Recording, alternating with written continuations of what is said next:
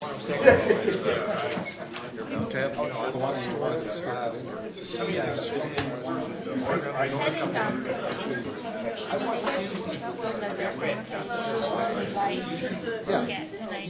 That's what I did. I had to reach the Dallas yesterday. Early in the morning, and my flight back wasn't until 10 p.m. So I spent a lot of hours in the airport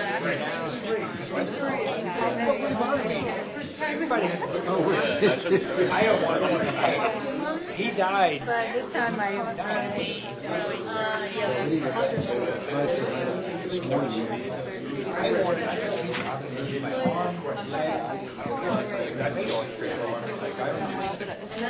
I don't think they can see this. There's right in, right out, left in, left out. well, With is this down the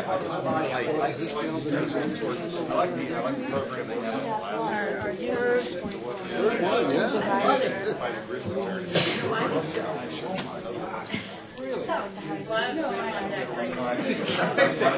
Yeah, that rarely happens. I don't think there's much of a fight here. Come on, man. I told my son, I'm going to walk off into the woods and you're not going to find me. The reality is not You're always going to do like the and nothing negative. So you're saying that long-term goodwill should stay for Clover? That way, two things can happen. You die, they can find you. Hi, Kevin. Change your mind, you can find me. Short discussion. Yeah.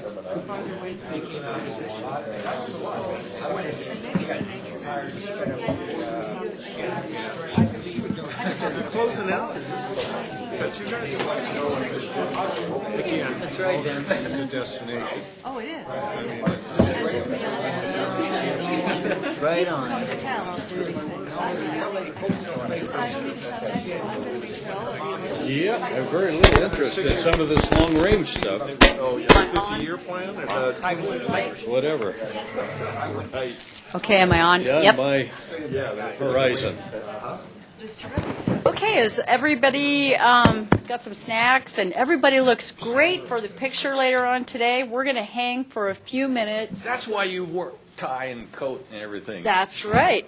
I read the email. He reads the, gets the email. The other thing is Courtney is having to finish up a budget meeting at work, so we're going to wait a little bit to do that because I'd also like her to comment on her participation in the Mountain Metro.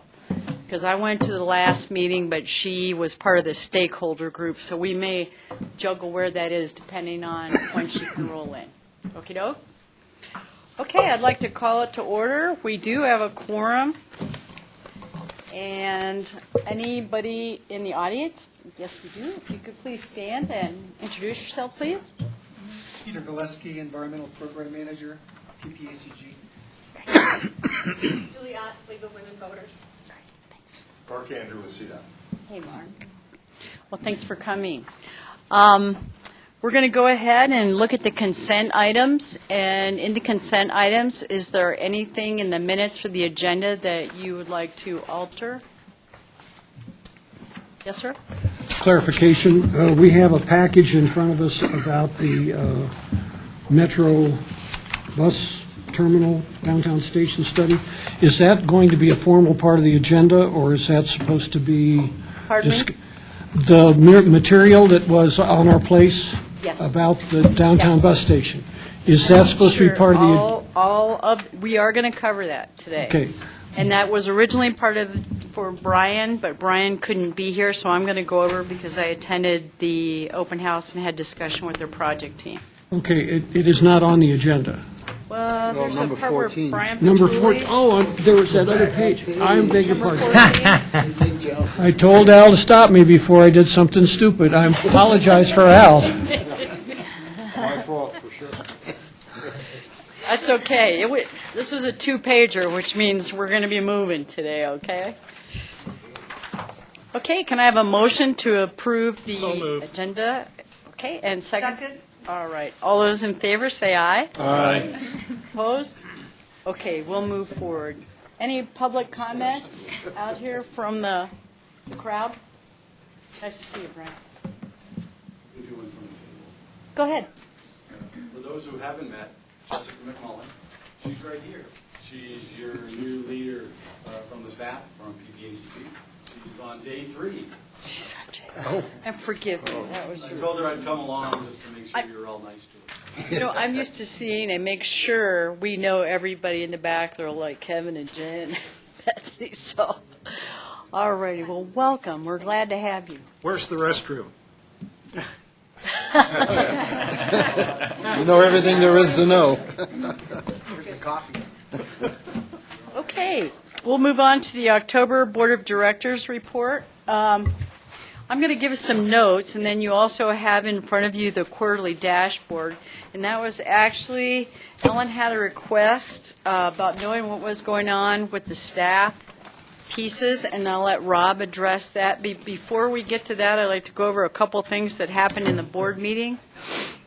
With the action items, there was a discussion over wage adjustments and concern over the estimated $30,000 for the strategic plan RFP, and I think there was just a concern, what if it ends up higher and how would it impact the budget? But that whole discussion was just getting some questions out of the way for the budget. B through D were action items, travel regs, and the TIP amendment passed. And it was interesting, there was also the same discussion we had about the designation of the freight corridor project that we were going to submit. And one of the things that I thought was really interesting is 2 members of the PPACG board also brought up the same questions we did regarding criteria, rationale, why did this particular project get chosen. And the bottom line was there were really no good answers except for that this project was the one we talked about that was on Fort Carson or going into Fort Carson. Was that the project was shovel-ready, and that way they'd be able to take it and go compete for those dollars. So I think there'll be some, as we go forward on the freight corridors and just the impact of freight corridors overall in the state, there's going to be some discussion long-term. So reports. And Mark, you can always pop up here because one of them was CDOT, but the reports from CDOT, the spreadsheet with all the projects were presented, the updates, and remember everything's also online. There will be delays in closing highway traffic for the Cimarron project. CDOT and Kramer, the contractor, take closing the highway pretty seriously, which we appreciate, but they expect that bridge safety will require some closures. The stack, there's, of course, increased industry interest in freight corridors. The mining, for those trucks that use mining and the bridges, roads, the height, they're looking at public-private partnerships for rest stops. But regarding the impact of really large trucks on the roads and bridges, they need a more sustainable methodology to bill for the freight impact on roads and counties. So that's being discussed. Anybody that wants to go to the workshop to learn about the stack and what they're going to be doing and how they're going to be doing it and the bigger impact that they're going to have, there's a workshop on October 28th. And it is open to the public as well as all of their meetings. So you can attend that. And they'll begin advising CDOT and the Transportation Committee. So this is an opportunity for anybody involved to become educated and prepared. The location? Pardon me? The location? Ooh. CDOT headquarters?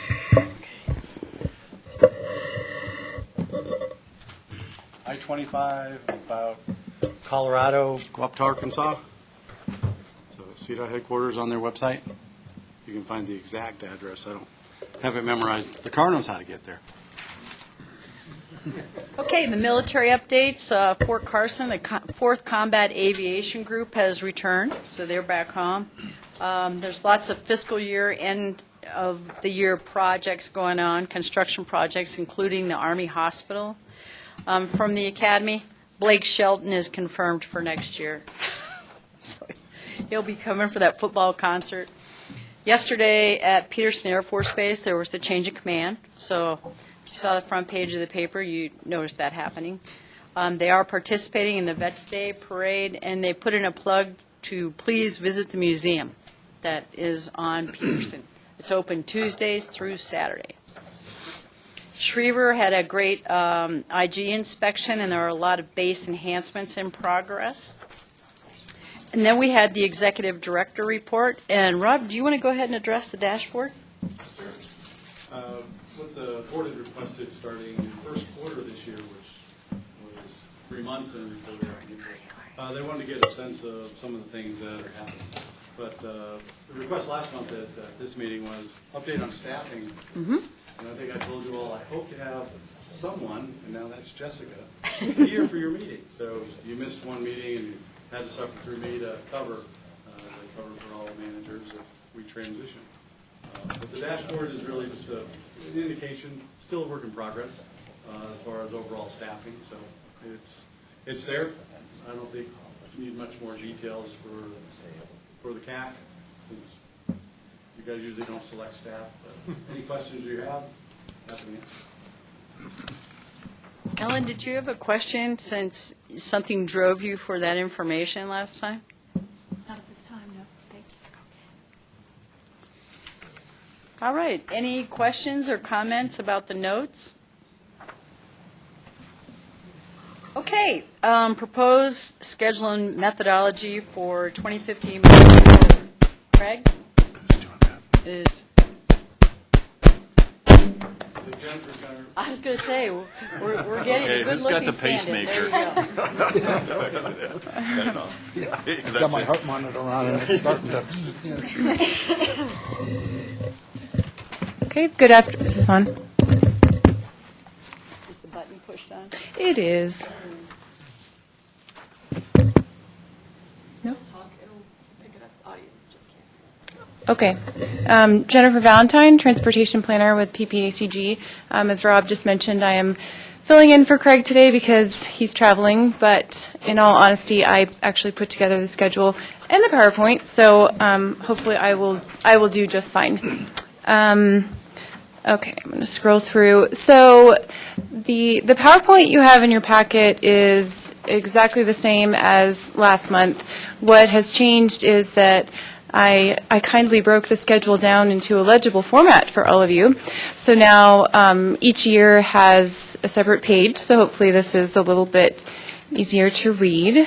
I don't want to go through the whole PowerPoint again because Craig did that last month, but there are a few things I want to highlight that maybe didn't get full attention last time. So first, just the overview. You know, as he mentioned, obviously right now we're in the process of going through, taking the schedule and really the methodology through the committees and ultimately the board. Right now, the public participation plan is out for review and comment. And then the main thing that we're going to be working on over the next couple of months is the small area forecast. We'll be getting that from the consultant who's putting together the software for us literally within the week or at least within the next 2 weeks. So we're really excited to get that. 2017 is a pretty heavy lift, a lot of internal number crunching and data stuff, which I'll get into more in a minute. 2018 is really all about the call for projects and the analysis and scoring, and then 2019 is when we put it all together, and it actually takes quite a bit of time to get it all into a nice package document. So the rest of this year, so Craig started talking about the FHWA Plan Works framework last time. Just wanted to note that it's really just a resource from Federal Highways. It's not a requirement to follow it, but it does give some good guidance about the things that we need to include in our plan and the things that we should consider at each point in time. So we're definitely taking that into consideration. So there's the circle. Public participation, the only thing I really want to emphasize here is that more than ever, we're really viewing it as the foundation of our plan. We're excited to take the 13 goals that were approved and included in the 2040 plan back out to the public, along with an opportunity to say, is there anything we missed? Is there anything we haven't covered here? Are these goals still relevant? And that'll be happening at the beginning of next year. We're excited to have Jessica on board now to help us with that process. Okay, so the small area forecast. The point to emphasize here is that we are using a new program called Urban Sim. New to us, I should say. It's been around for a little while. Really, the new piece is that now there's this handy web platform that makes it very user-friendly, even for people who are not advanced econometric modelers, which none of us are. But we're excited about the capabilities that it's going to bring. It's a much more robust model that tries to simulate real estate and development decisions. So I guess the short version is we get what we call control totals from the state demographer, and so we don't mess with those. We accept what she says in terms of the number of population and jobs that we're going to have in the region.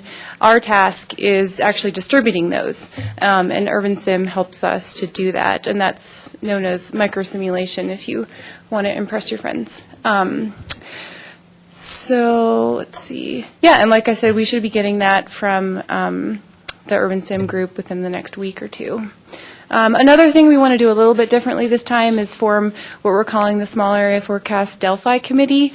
We've already been in touch with a handful of local economists who, most of whom have already agreed to be involved because it is so econometric sort of focused.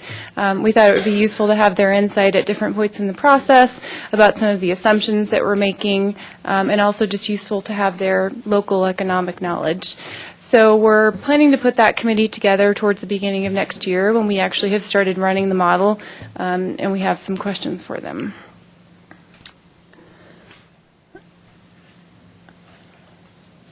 Okay, so again on the goals and performance measures, that's going to be one of the heaviest lifts for the public process. It's also going to be a really important input on regional needs. So I'll talk more about the needs in a few minutes, but part of the needs assessment is really straightforward. It's really quantitative. What condition are our roads and bridges in, things like that. But part of it is a lot more subjective. It's what do people think we need? Are they transit connections? Are they ped-bike connections? So that's going to be an important part of the goals piece. So scenarios. Another main reason that we're really excited to use Urban Sim is because it has much more advanced scenario development capabilities. Another thing is that we have such a long planning horizon for this plan. Reaching out to 2050 seems pretty far into the future, and a lot of things are happening and changing with transportation technology right now. Everything in the news about the autonomous and driverless vehicles and how that's going to change our landscape. And so the scenarios really help us deal with an uncertain future. We have some ideas, we have some knowledge about what might happen, but we don't know for sure. So if we have 3 or 4 plausible scenarios, it helps us to prepare better and make sure that the investments that we start making now actually prepare us for the future, whatever it might be. So we've been thinking about the scenarios as kind of a pizza. So the crust or the base of the pizza is really land use. So in the past we've had things like infill or sprawl to sort of describe how population is distributed. That's still kind of the base of the scenario. But now we're thinking about a lot of different things like the toppings and how they may or may not work together. So these different demographic trends, what do aging baby boomers want, what do millennials want, and how is it influencing travel choices and where people are choosing to live and work. And then that technology piece, how are driverless vehicles going to influence how much people drive and where people live. And then we have to start thinking about, how does pepperoni fit in with broccoli and pineapple and all of those different things on our scenario pizzas. And so just to, no broccoli on your pizza? Sausage and mushrooms, that's it. So just kind of an early shout out about what we're going to be doing here is that the idea is to have not a complete, 50, 100-person public process about scenario development, but to branch out a little further than our existing committees. We would certainly be excited to have any of you participating in this scenario development. Kind of a workshop is what we're thinking. So you'll definitely hear more about that later, but we want to have a good sort of span of involvement. Okay, so the needs assessment, the only thing really to emphasize here is that the needs will be identified before the call for projects. They'll really be based on these different scenarios. The projects will be scored under each of the scenarios, and so identifying those scenarios and those needs should really give our member entities a good sense of how their projects might score. I'll use an example we've been floating around internally. You know, if you're thinking about sort of an infill scenario, something like expanding transit service would probably score better under that scenario than it would under the sprawl scenario, and we're not going to call it that. Probably going to call it trend or something like that. Whereas a new capacity project, perhaps further out east, would score better under the sprawl scenario than it would under the infill scenario. So hopefully our member entities will think about kind of the scenarios that we have and how the projects really fit in and meet needs within those scenarios. So the EJ analysis, or economic justice, is a component of the needs analysis, and the federal government is emphasizing it quite a bit this time around, and so we will be as well. Safety analysis, so we do have some pretty nifty new software. The only thing I'll really say about it is that our safety analysis is going to be extremely robust this time around, and it's an amazing tool that we're looking forward to sharing with the city and the county and others who are interested in improving safety and determining how projects might score in terms of safety. Okay, I'm going to start going faster now because I know it's a full agenda. So we do have the typical weighting of criteria. We have a lot of involvement from this committee as well as the TAC and the board. I think it'll be similar to previous plan processes there. Like I said, 2018 is when we actually start getting into the projects. We ask our member entities to submit projects. We weight and score them.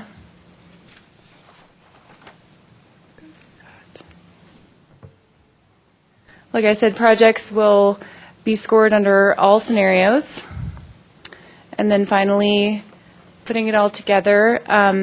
So we left a couple of months at the end of the process because obviously there are iterations. Everyone needs to kind of see and discuss. But really the idea is to have each piece kind of vetted throughout the process. So hopefully, you know, the idea is not to plop down this very lengthy document and say, here, review it. But that you've already seen a lot of the pieces, and it's really just kind of putting it all together at the very end. Question? Yes. You had mentioned that the projects will be based upon each of the scenarios. Has there been any sort of discussion about how many scenarios you're actually going to end up with? Yes. Because that can be obviously very complicated if you have too many scenarios.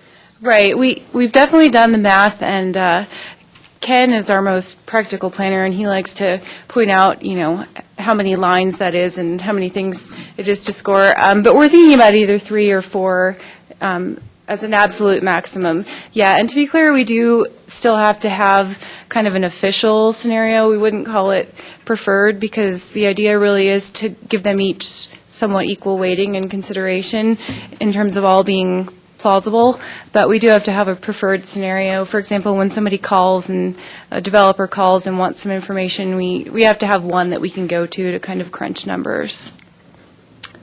Thank you. Sure. And then really the last step before we put it all together is to evaluate the package of projects that we come up with against federal performance measures, which is required per the Fixing America's Surface Transportation Act that we've been talking about. And that is all. Jen, I have a question, and then if you all have any related questions, then we'll be sure and ask her now. One of the things when I was looking at the schedule, I had a little bit of concern that there were just very few blue dots, which means that we would hear about the program. Is that, I mean, if we are the blue dot, right? Oh, yeah, so I should probably explain that every single time that something comes to the board or one of the committees is not necessarily indicated on that schedule. Well, so we started from the end, so our end date is November of 2019, that we have to have this next plan adopted. And the schedule is definitely a working internal document for us, because otherwise, how do we fill our time between now and the end of 2019? We have to have something that kind of keeps us on track and that we can say, oh, shoot, we're behind or we're doing well. So it's definitely not meant to be, sort of set in stone. It's a living, iterative document. Certainly if there is a point that you don't see the blue dot, that you feel there really needs to be one, let me know. But it's not meant to say that you definitely wouldn't see something. And the reason I bring that up is the first thing I looked at right off the bat was, when's our workshop? Mm-hmm. Because you mentioned some really very, very well spoken of software types of components. Mm-hmm. And one of the things I don't want to do is get the plan towards the end, or we have to approve it for public release, and then all of a sudden we're going, wow, we're asking about what software is this, how did you get that information, what did you base that on? Mm-hmm. And it just seems like it'd be a lot less painful to be able to understand as we go through the process and understand where you're getting the data from. Because I'm always asking questions about the data. Mm-hmm. So, great. So we will have a workshop, just have a broad overview of what the tools you're going to use, because I know we had talked about that at the last meeting. Oh, yeah, we can certainly do that. Okay. Mm-hmm. Craig had mentioned that the TAC, that we'd have some kind of workshop. Okay, yeah, I mean, the TAC did, they were really interested in sort of the nuts and bolts of Urban Sim, and so we do have a commitment from a guy in Denver. So Dr. Cog has been using Urban Sim for quite a few years. They have several economists on their staff. So I think he is planning to come up for, I don't know if November 17th is the next TAC meeting, but I believe that was the date that was floated out there. Well, if we could come and sit in on that, or if you can let us know when the availability is, that would be great. We can make that happen. Yes, go ahead, Jim. I think it's along the same lines. 2 years ago, when we kind of went through this same process, there was a workshop on the scenario planning, and it was a mix of professionals and amateurs, among others. And never heard the outcome of that, but it was sort of like we went through 2.5 hours or 3 hours of exercise, and then it disappeared into the professional maw, and we never heard the rest of it. I think I'm on the same page with Jen in terms of, if we're going to do that and we're going to get involvement by non-professionals in that process, we need to have some follow-through with that. As opposed to simply going through the motions to check off, we've got this thing done on this flow chart now, and so forth. Yeah, absolutely. If I could say one more thing. I think scenarios have been used more like checking a box or sort of a cursory thing in the past, perhaps due to time constraints or I'm not sure what, but the idea this time is to really use them in a meaningful way, and your comment about wanting to see the follow-through is definitely noted. Thank you. I think I'm talking about the same thing that both of you are, but I remember the scenarios. One was the most optimistic, one least so, and the other one was the Goldilocks, I guess. But at any rate, it was about that time where we were making predictions of population growth, and that is when I believe Norwood bought the Banning Lewis Ranch. And our population growth thing down in that quadrant of county or city or whatever was very, very modest, and it would almost all be based on what they might do with that huge expanse of ground. So I think that is very important, that we should be part of that discussion, because that was really a good workshop.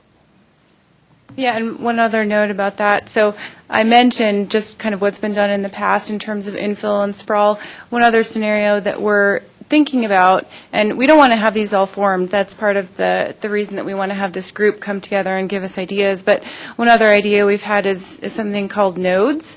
And so downtown might be a node, but Banning Lewis might be a node of, or a concentration of development. Along Powers might be another node. So it's just another way to kind of think about how development might be clustered. Sure it is. Vince? You talked about consideration of the driverless vehicles. That might be a major impact. Would also a major impact be if Hannah were to bring in 10 or 20 primary employers to increase and make us kind of crazy like Denver is, business-wise? Would that? Yeah, definitely. So there's a pretty long list of different inputs you can consider in Urban Sim. So what we're calling the off-the-shelf version is pretty basic, and you can customize it as much as you want. Some of the things we're definitely thinking about are technology and demographics, but we've also started thinking about the jobs in the region, trends like telecommuting and the fact that place maybe doesn't matter quite as much for some industries in terms of where people actually work. But then also just the types of industry and the types of employment have a huge impact on, income and where people live and where they work and their travel patterns. So that's another thing we definitely want to consider in some way. And another, if Mark comes through with the great slab, the bypass out to the east, and we have a toll road that goes from Fort Collins all the way down to Pueblo or even south, and they put a freight line somewhere near that, would that be a consideration too into the planning? And is that something that even being thought about? Yeah, absolutely. I mean, we have to be aware of not just already planned or proposed developments. Of course, we have to be in touch with the city and the county and all of our member entities about what's potentially happening, but we have to start thinking about those things too. I mean, Banning Lewis is a little bit more certain this time around than it was last time around, but there are other big elephants in the room kind of like that, and we have to, that's what we have to wrestle with, is how we actually include those things in our scenarios. Jen? Sure. Yeah, just to add on, having done 5, 6, 7 of these long-range plans, remember we build it, and Jennifer was alluding to it, we do talk to the local governments to say, okay, El Paso County, you're doing a major thoroughfares plan. It's out for public review right now. Quick show of hands, anyone hear about that? A few of you. So a lot of work going on in that. Colorado Springs is doing a comprehensive plan. So we're going to have the advantage of bringing all the local government work through their citizen groups and their technical folks to say, we know the population, but now we have to allocate it. How does it allocate through 2050? And same with the jobs. We're talking, you'll hear from Brian later. What about the military bases? Anyone want to guess how our installations are going to be in 2050? Anyone? Again, that's why we do it every 3 or 4 years. We kind of go, all right, looking out at Banning Lewis Ranch, that could hold 250,000 people or 20 oil wells. Last time we did this, it was more like 20 oil wells. But now that development owns it, we're going to talk to Colorado Springs and say, what are you looking like? El Paso County, if that develops, what happens to eastern El Paso County? If you put a lot of growth in El Paso, instead of out there in Banning Lewis Ranch, what does that do to the travel pattern? So that sensitivity we're going to certainly look at. But again, we're not flying blind. We get a lot of work from what we did in our small area forecast for the last plan. It's not that old. So we're looking for what's the incremental change. And so if more jobs are coming, okay, what kind of jobs? Are we going to have a lot of call centers out in Banning Lewis Ranch, or are we going to do more infill? Again, Colorado Springs is doing a comp plan. They're going to look exactly at their scenarios. We'll take a look at them and see if they apply to the region as a whole. So it's a fascinating exercise to see how do you allocate jobs in population, military, universities, schools. Where the next school is going to be in the next 30 years. Where the next parks, trails. So it's a great exercise. So take a look at all the numbers. But again, if you're involved in some of those other processes, bring them here to say, here's what we're looking at. Here's what we heard from Manitou, Fountain, all the different folks that are looking at what they're doing over the next 5, 10, 20 years. Most local governments don't go out that far. I think we go out the furthest at 2050, but remember, utilities has a plan too. How much water is there is always a great question. How much population can be served by Springs Utilities for their infrastructure? Is it 5 million, 2 million, or 1 million? So, How good were we on doing the projections for the 2035, the 2040, the 45, as far as looking at those and Yeah. determining way back what was going to happen? how'd we do? Huh? Yeah, how'd you do? Within 1 or 2%. There. And so I think that was reported last time we did the smaller forecast. We'll look at it again, but typically, we know how many people are going to be there. It's pretty straight line-ish. The question as is, the where are transportation needs and they, where are they actually going to live? Yeah. You know, west side, east side, central? Yeah. Because if it's infill, that's a whole different dynamic for a transportation plan than fill in Banning Lewis Ranch and further east. So. Well, and also in terms of the city's comprehensive plan, which they're calling Plan COS, we were concerned about the timing, both in terms of saturation of public involvement and confusion among the public of, well, we just participated in this thing about the city, what are you guys doing? So we met with Carl Schuler a week or two ago, and it actually turns out that the timing is going to work out really well, because they're on a 2-year schedule for completion of their plan, whereas we're on now it's more like 3+ year schedule, but public involvement is so front-loaded, there are going to be a lot of good joint opportunities at the beginning. We're talking about doing some things like TED Talks and just thinking about how we can build on each other's efforts rather than competing. So that should actually work out well. Any further questions? Okay, can I have a motion to go ahead and recommend the plan? So moved. Second. All those in favor say aye. Aye. Jennifer, we look forward to you keeping us up to date and opportunities to attend. Yeah, and I'll definitely be in touch about the workshop. The what one? Yeah. Yeah, you remember a while back. Yeah. All right, we're going to help Bethany out. If you're making the motion, why don't we say our names, okay? Okay, next thing we have on the list is the YMCA Camp Santa Maria wastewater treatment facility improvements. I was reviewing this. I'm surprised. I actually thought you'd be dragging your contractor. He was not able to come down from Denver, but having led or headed up the SARC and water quality management committees, I think I can address your questions. It's a pretty straightforward project. Again, I'm Peter Gillespie, Environmental Program Manager here. Having caffeine deficit in the afternoon, bear with me. Okay, so the project under discussion is YMCA Camp Santa Maria in Park County. Presently, this wastewater needs are served by an old facility that was constructed, I believe, about 1969, and designed to serve approximately 150 people.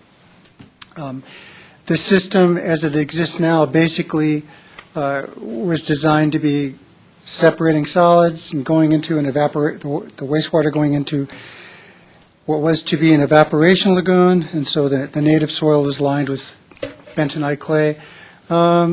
That kind of didn't happen. It became, in effect, an infiltration lagoon. And the system did and does not meet the water quality standards for infiltration.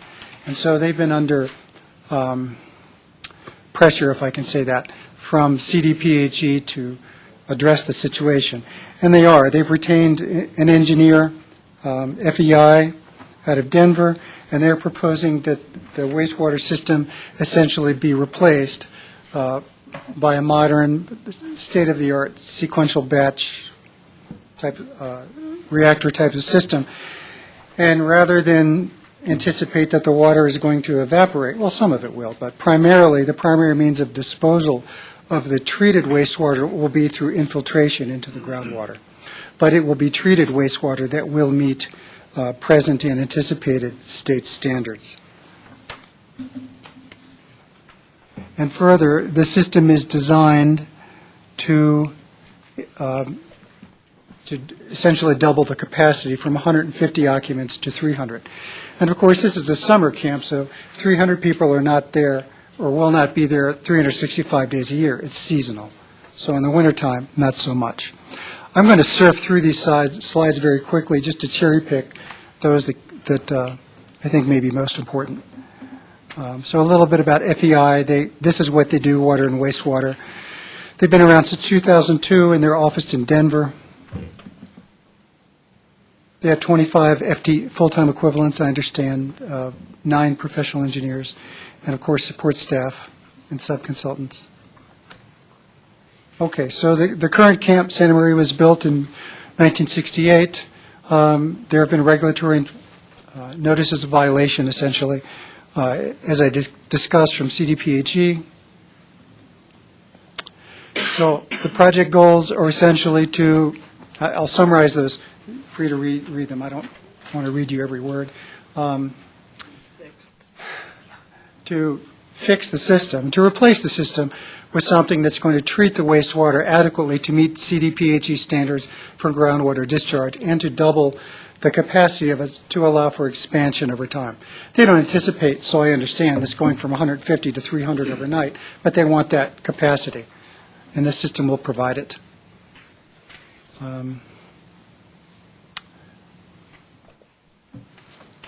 So they're going to utilize the existing facility location and what is now supposed to be an evaporation basin, but is effectively really just a leaking basin. Well, they're going to use that as a, quote, leaking basin.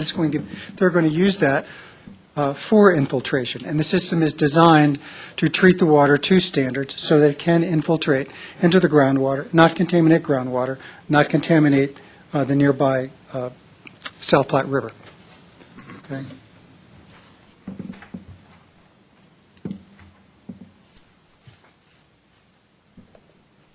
Cost, in a nutshell, without diving into it too much, and I believe you have the documents in front of you, to get to the point, this is all done with YMCA funds.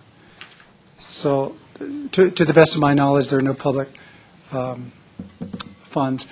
The selected alternative is this, sequential batch reactor system.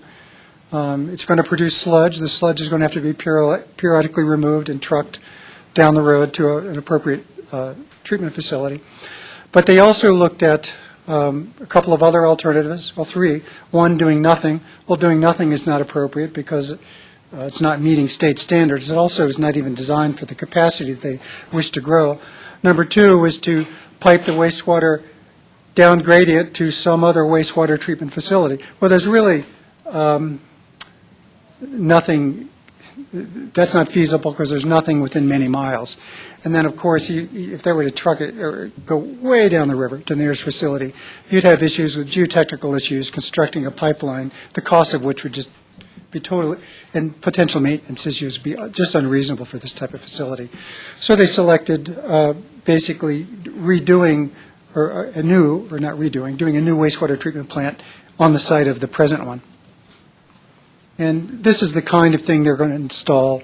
It's going to be about the size, I understand, of these containers that you see that go on the back of trucks that come off of shipping containers, come off of ships and trucks and things like that. It's kind of that size. During the review process, first the site application and review committee, and then the water quality management committee, a few key questions popped up. I believe I shared those with you.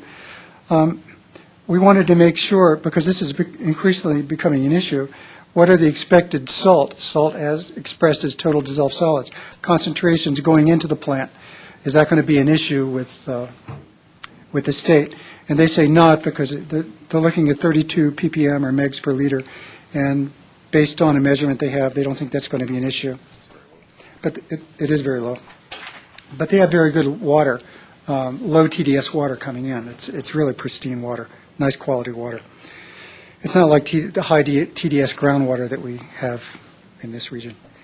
And then another question was, will there be sufficient alkalinity to support nitrification? Okay. so that it will adequately attenuate ammonia levels, and they presented data that suggested it will be, but they can add that. If that turns out not to be a problem, they can chemically add alkalinity. They don't anticipate doing that. Another question that came up, the depth of groundwater at the location is not very deep, so this tank is going to be in the ground. We don't want it to float. We want it to be in the ground. So they are going to engineer for that, if that is an issue. Okay. And lastly, and this was actually my point from my past life in this work in this arena, is the permeability of the receiving soil strata sufficient to handle the load so that it will actually infiltrate as it's designed to do and not, say, overtop. And they presented a geotech study, which I believe is in your handouts, which indicates that it will, that it should. So, in summary, we believe that this meets the requirements of Section 208, we being the Water Quality Management Committee, and as advised by the Site Application Review Committee, believe that this meets the goals and requirements of Section 208 of the U.S. Clean Water Act. It makes sense. We're taking a situation now which is not in state compliance. It's not very nice. They're going to put a reasonable amount of money into something that's state-of-the-art, should work well.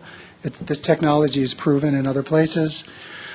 Should meet state standards, and it's going to be a nice system. So when we met just a couple weeks ago, the Water Quality Management Committee recommended this for approval. So then we submit this to you for your consideration. I'll answer any questions you have. And so we offer this for your review and recommendation if you see fit.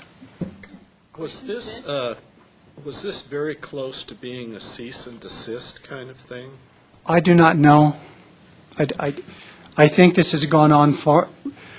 My understanding is that this has gone on long enough that they needed to do something. I don't know if it formally got to that point. I don't know.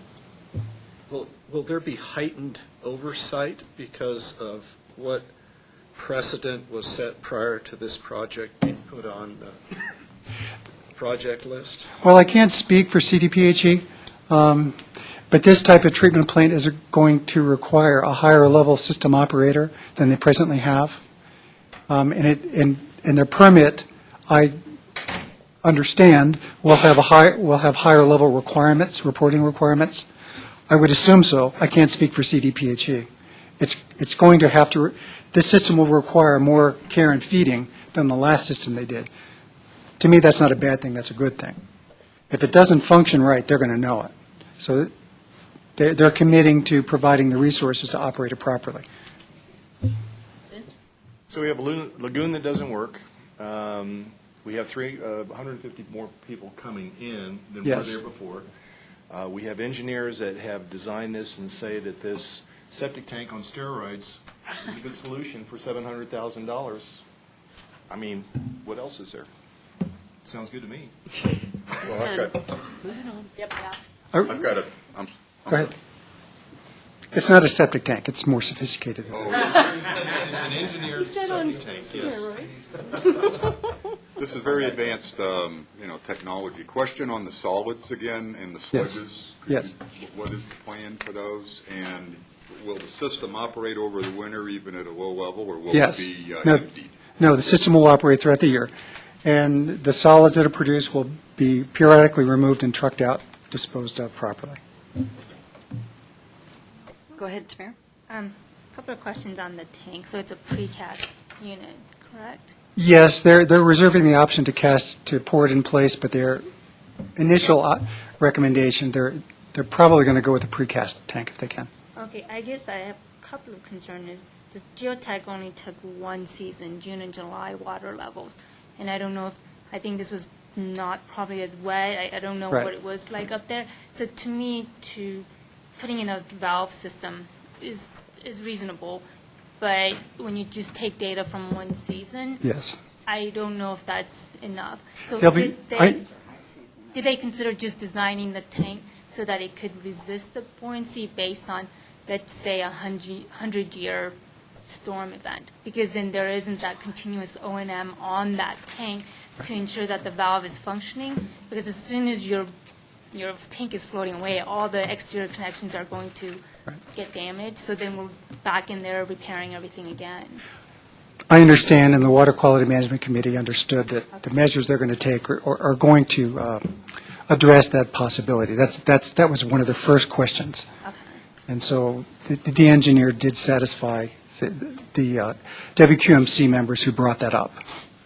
And I understand the issue, water tables fluctuate throughout the year, and they're certainly going to be higher or lower in the summer than they are going to be, say, in spring. And Right, and those valves, they work at a certain rate. So if you Yes. have a huge, rain coming Yes. and in a very short duration of time, then it's not going to be able to keep up with that. Yes. That's just questions I'm asking. Good And- question. And in the end, the engineer is going to be responsible for the design. Yes. But that's something we should ask the question now versus Yes. when it's already constructed.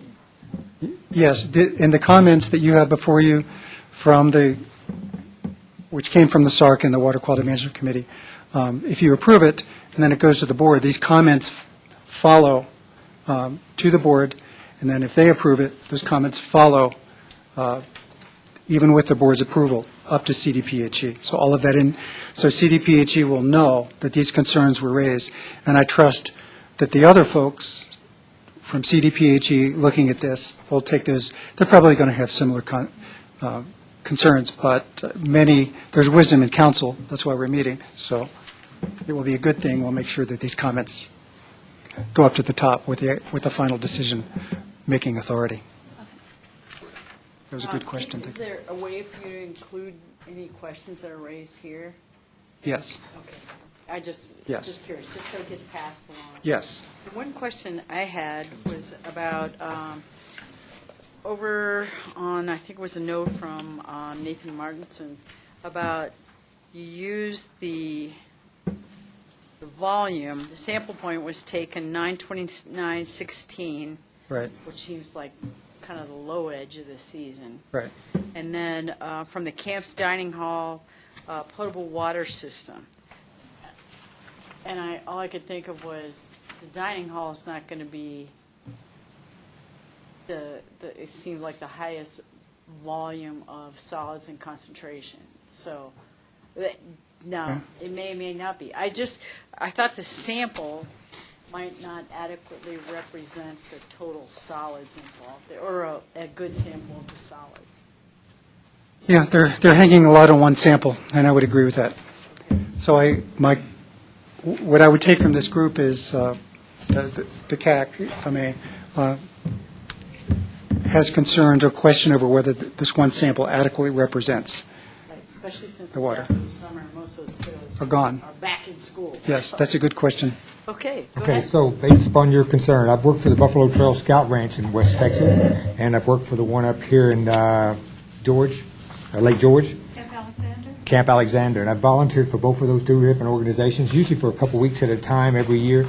The end of the season is when you will get the highest load in that. At the first of the season, it has drained out to its equal level. At the end of the season, it has collected it all during the summer, and that is when our substance system's down at the, and they're an engineered one. I'm not sure about Lake George, but I know the one down there very well because I had to do some work on it. Theirs is the fullest at the end of the season than it is during the season. So just to let you know. Okay, it was just one Yeah. sample, and I agree with the one sample is not a good thing, period. I agree with that 100%, but I will tell you, September is normally when it is the fullest. So, makes sense. That's good to know. Go early. Good reason for that time, if they were going to take it at any time, that was a good time for the sample as far as the... it still would have been better for a ratio of what did it look like in June and what did it look like in September. That's still a good thing to do. I'm surprised with one. Go ahead. And case, just to tack on to both Tamara and Ray, soil permeability in early spring, early summer is very different from Right. soil permeability during the summer and then all winter. And winter begins at that altitude in September. Right. And spring is starting, if you're lucky, in May. at that altitude, which is part of the reason why the camp runs the season as it does. Just, these are things to consider. Thank you. Yes, I agree with that. Go ahead. Oh, just a question on the operations side. It looks like they're going to double the amplitude of up to 300. Are they going to expand the operating window of the camp, or is it going to keep the same start and stop dates?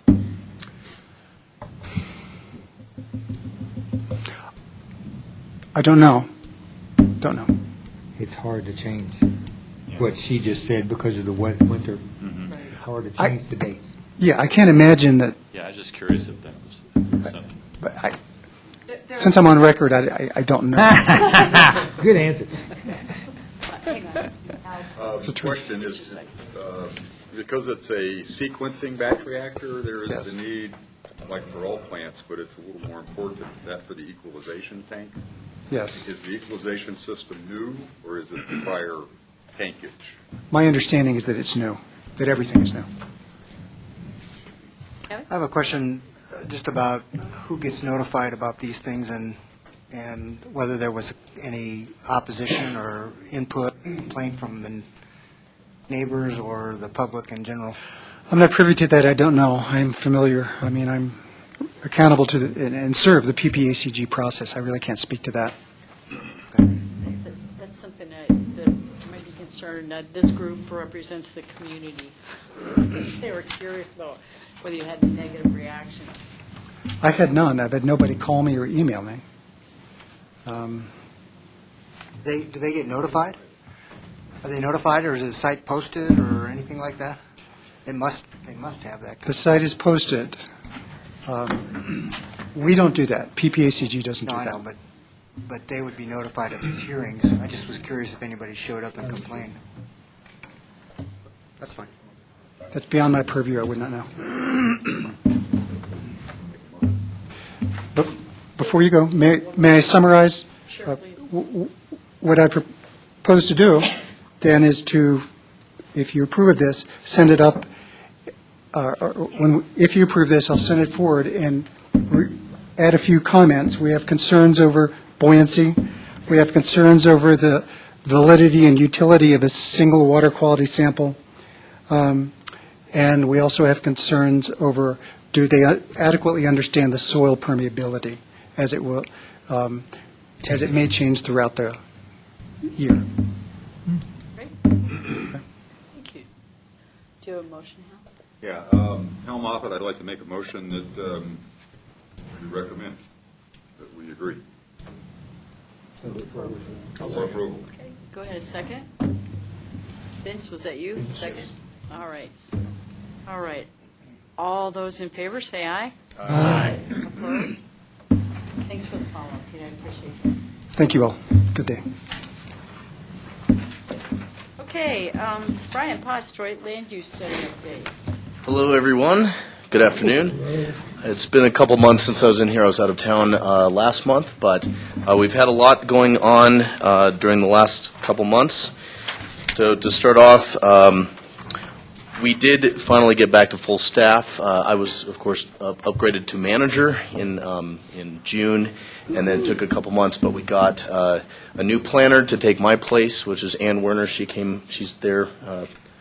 Ann came from City of Colorado Springs, who was a planner there, and also was at Colorado Springs Utilities as a reviewer, and she's a great asset because of all her work that she's done locally, both on the utility side and on the planning side. So she's going to be a really great asset as we move forward.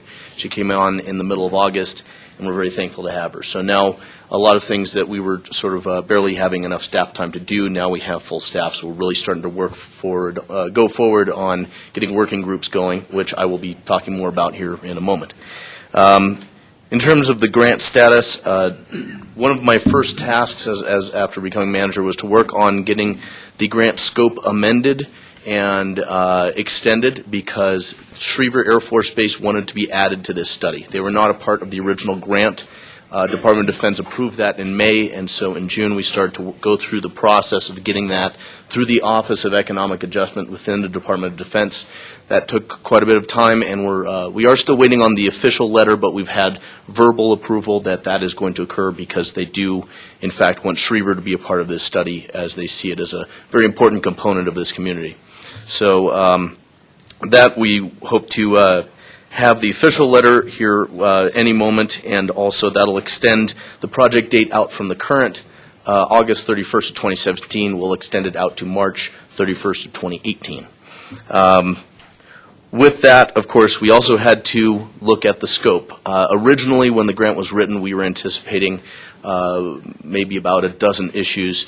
As we've gone into this with looking into communities, what are the concerns you're hearing from constituents, what we heard from the survey that we put out, what we heard from the installations themselves. Of course, that expanded to 26 issues, and so there's a substantial amount of work associated with some of these issues, more than others.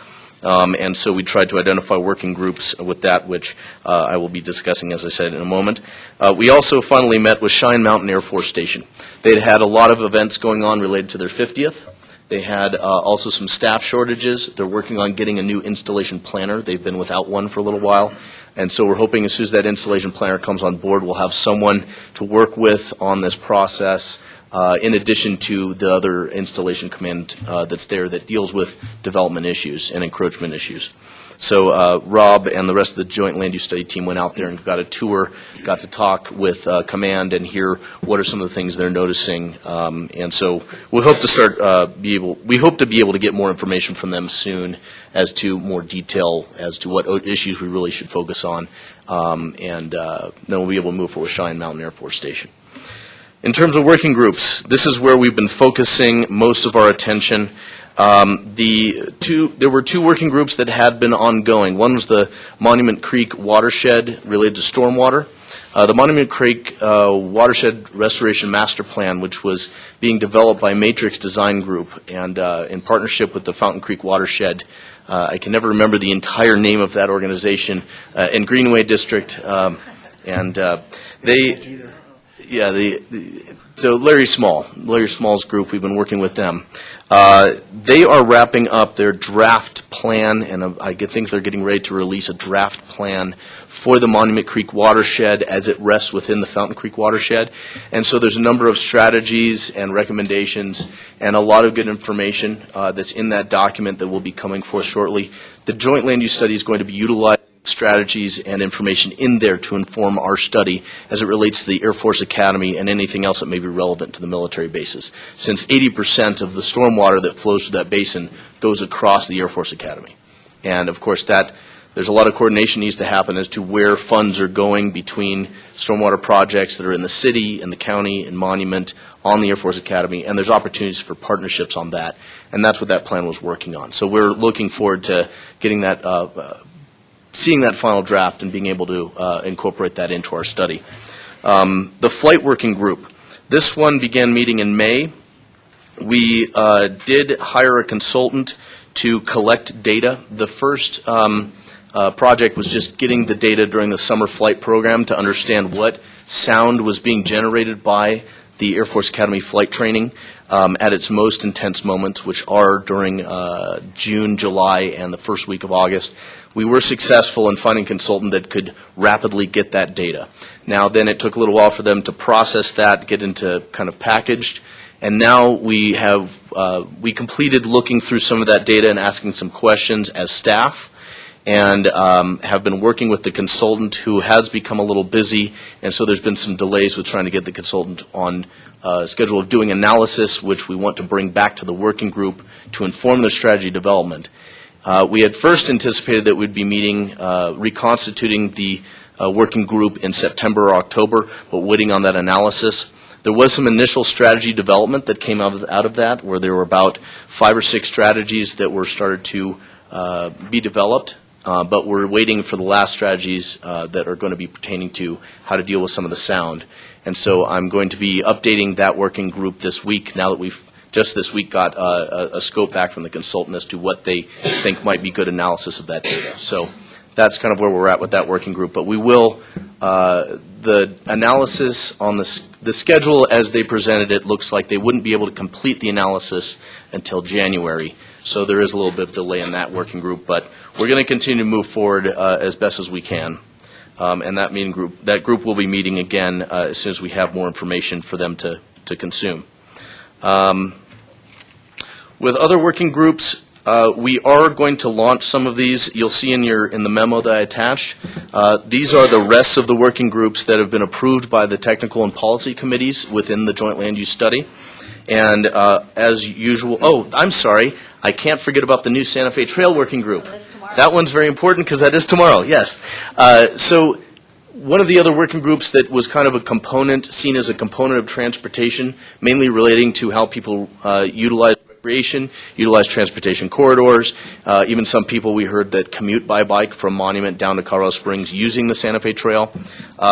Because the new Santa Fe Trail goes across the Air Force Academy, and due to security concerns, it had been closed for a year. There were a lot of concerns about what was the future of that trail. How can things be done to help keep that open in the future if there are further security concerns? So we did create a working group. We had a little kickoff meeting, but we weren't able to get all the partners at the table during that first one. So that's where the second meeting is going to be tomorrow. And Jen, I believe you're going to be able to. Who was the other member that voted, that volunteered to work on that committee? I know I was one of them. Kevin? Yep. Okay. Kevin, 1 to 3 tomorrow? I'll be on an airplane. Okay. We'll Skype you in. Just kidding. I'll follow up with Kevin then and give him all the notes. Great. Great. Yeah, I think this meeting is going to be a very substantial meeting. There's a lot of partners that we didn't have at the table. For example, City of Colorado Springs Public Works. We're going to have a rep from there. Someone from the Division of Wildlife that specializes in the Southeast Trails area related to the statewide trails network is going to be there. And then we have everyone from someone from a local running club, Road Runners, I believe they're called. We have bicycle advocates. We have Town of Monument. We have a wide variety of people we managed to get to this group. So I think this meeting is going to be very productive. And they're going to start working on coming up with strategies and recommendations to pass up the line on how to keep the trail open, get information out to the public related to anything concerning the trail opening. Wayfinding is something we hope that there'll be a discussion on as well, so that if the trail's closed, there's advisement as to what are other routes, and so people are aware of that. So we're just trying to look at all the alternatives and see what can be moved forward on that. So I just think, yes. Brian, just one question, so we can make sure that don't run into the same issue I did this Absolutely. time. Is that on these other topics that you're discussing, are these all going to be available to have a CAC representative attend? I think that for example, with regional airspace is going to be looking at to some extent, the regulatory structure is how the FAA and the airports probably work together. I'm not sure. I mean, I'll have to give that some thought, but I think for most of these it would be advisable to have a CAC member. And I guess that would be one of the things I'd throw back to you guys, is that in some of these discussions, for example, land use and development review, this one is going to be primarily looking at how is the communication going between the city planning staff as they get development projects and the reviewers at the installations. I don't know if the citizens, because they're typically not a part of that interaction, I don't know if that's going to be valuable for citizens to be there. But, I guess, is it valuable for you or these other people, for citizens to be there? Yeah, What I'm looking at, the one thing I want to do is, if people are interested in those particular topics and want to be involved, could they send me an email and then copy Bethany, so we have a definite record? Yeah, and if anything, I think if someone has some technical background related to dealing with this, then I would like that.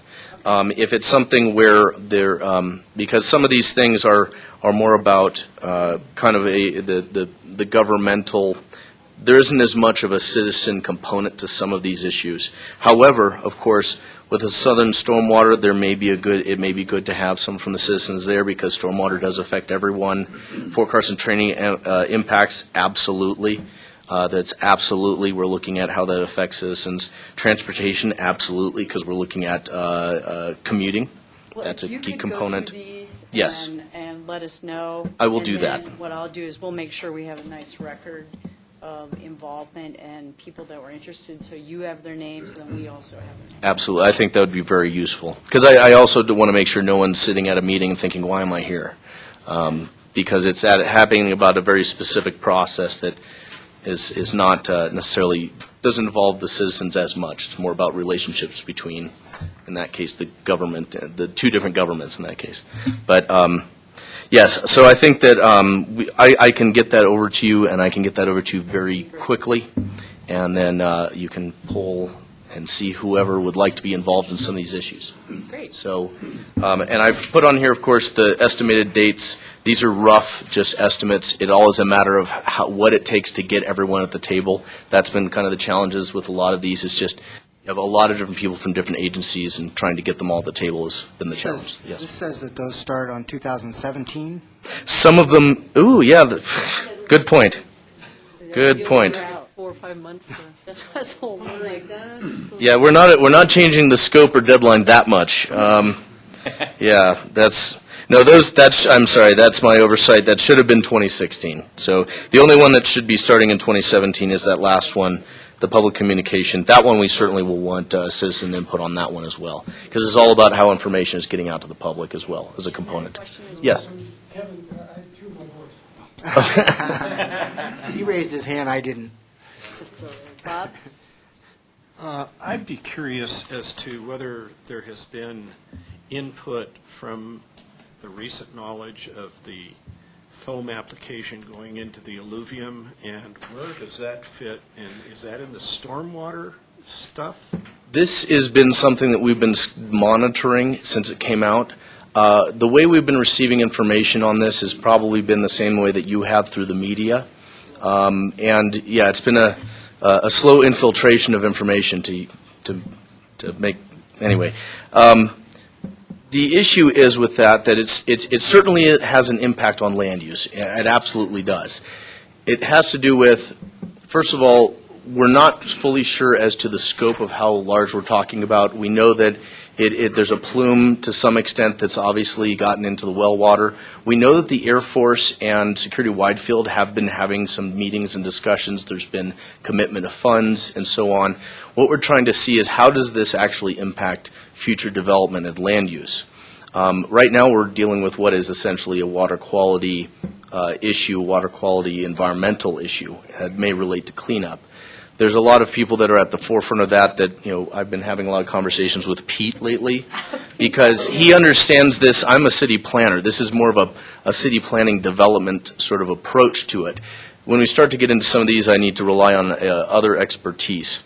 We certainly want the document to speak to this issue, but as to whether we're going to take the lead on it, we don't feel that we're necessarily the appropriate expertise to take the lead on it, and also because when we look at the timeline, the draft of this document we expect to come out at the end of the year, and much like with Monument Creek Watershed Master Plan, we're hoping that we can tie into an organization that's tackling this issue, take whatever recommendations they're coming out with, and kind of tie that into our study. And so that's where we're kind of monitoring to see what happens, because this study is not necessarily equipped to handle this kind of what may be a crisis. It's more of something that is a lot more 10,000-foot level. I would imagine if people are complaining about training flights or soaring flights over the northwest Colorado Springs, that the people down south of Peterson Field would be complaining. Yeah, and they've been going directly to the people that handle the water quality. I know that in some of the research I've looked at, I know the EPA is to some extent involved in regulating this, and I may actually, in the future defer to Pete on some of these things. But what we want to do is that if there is a water quality group that's looking at how to deal with this situation, we definitely want to tap into that and see how that impacts land use in the surrounding area. How does it impact surrounding development? Because, from a land use, for example, in land use categories, we would say we're looking at an inherent, firefighting, for example. Firefighting, there's this kind of foam that's being used or was at the Air Force Academy. We have a number of municipal airports in the area. What are they using? Are we going to run into the same issue when we start to bring in the other airports? Nationwide, from what we can tell, this foam was used everywhere. It really is something that's happening at a very high level, and so to some extent, we want to make sure that we're tying into it in the right way and handling it in this document in the right way. We've been trying to figure out, from the water quality community what is the best way for us to be involved, because they're already kind of running with this. So we hope that as more information comes out, it'll become more clear. Right now, we don't have enough information to make a good judgment as to how to approach this. Okay. Do we have any other questions? Okay, I'll see you tomorrow. I had a Thank you very much. quick, Yeah. sorry, quick question. So it sounds like you are anticipating that you will be approved for the grant. Yes. If it doesn't get approved, do you have a plan B? We will stick with the original schedule where we will not be studying Schriever, and we will study we will be not going as in-depth with some of these issues that were identified because we won't have the time or funding to do so. But this is why, the Department of Defense approved Schriever to be added to the study. It's just kind of, this is the back-end process. So unless there's some significant change in policy at the Department of Defense or funding where they don't want to commit to having these issues studied at Schriever, then that would be the outcome. But otherwise, we would just go with the schedule we have. The last thing I'll mention actually is the draft study document. I realize I didn't get to that point. As we start to draft some of the introductory sections, we are planning to get those out for review with the CAC, with the technical committee, with the policy committee, so that we can get comment before we do this and to release to the general public. But we're hoping that because it is going to be a very substantial document, this is probably going to be the largest joint land use study ever produced, given the number of issues and the number of installations. We know that we don't want to release this all at once. 200 pages, floating out there is not going to be very workable in terms of getting valuable comment. We think we're going to try and break it up into chunks so it'll be easier for people to process and leave it out there for a longer period of time for people to comment on. So that's the strategy we're thinking about with this draft document. I think we'll get a lot more good public input that way. Word travels. Exactly. Takes a little while. We don't want to just do the standard 90 days that you get with some documents. We figure we can leave it out there a little longer that way. And thank you very much. Thanks for the update. Absolutely. Okay, TIP Policy 1, TIP projects from the Long Range Plan.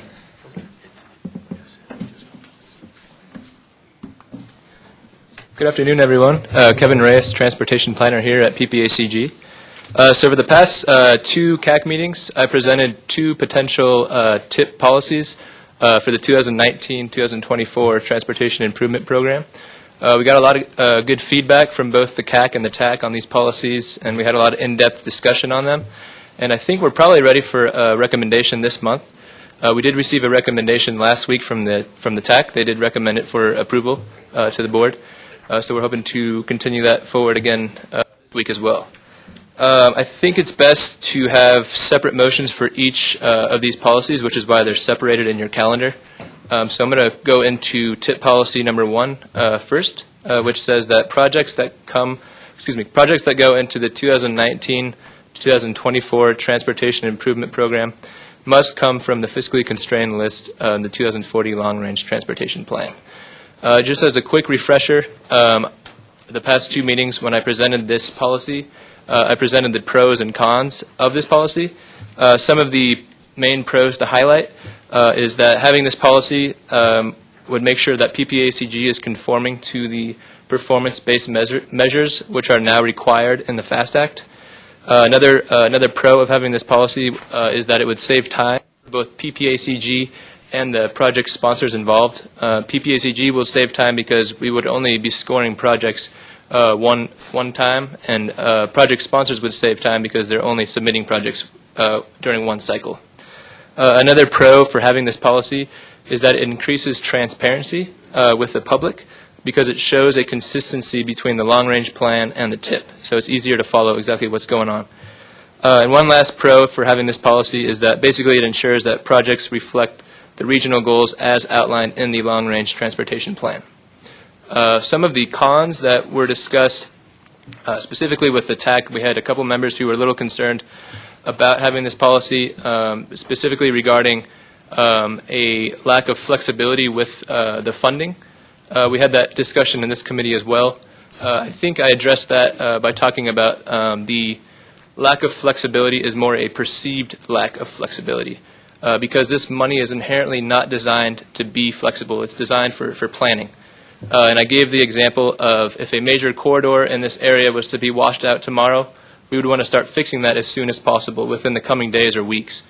And if we tried to get the funding for that through the TIP, we would have to wait 2 years until the next call for projects to even get it in the TIP, and then it would not get in the TIP until at least 2020. So we would be waiting 4 years to even start a project which would be considered an emergency, which of course there's other funding sources for that, such as FEMA.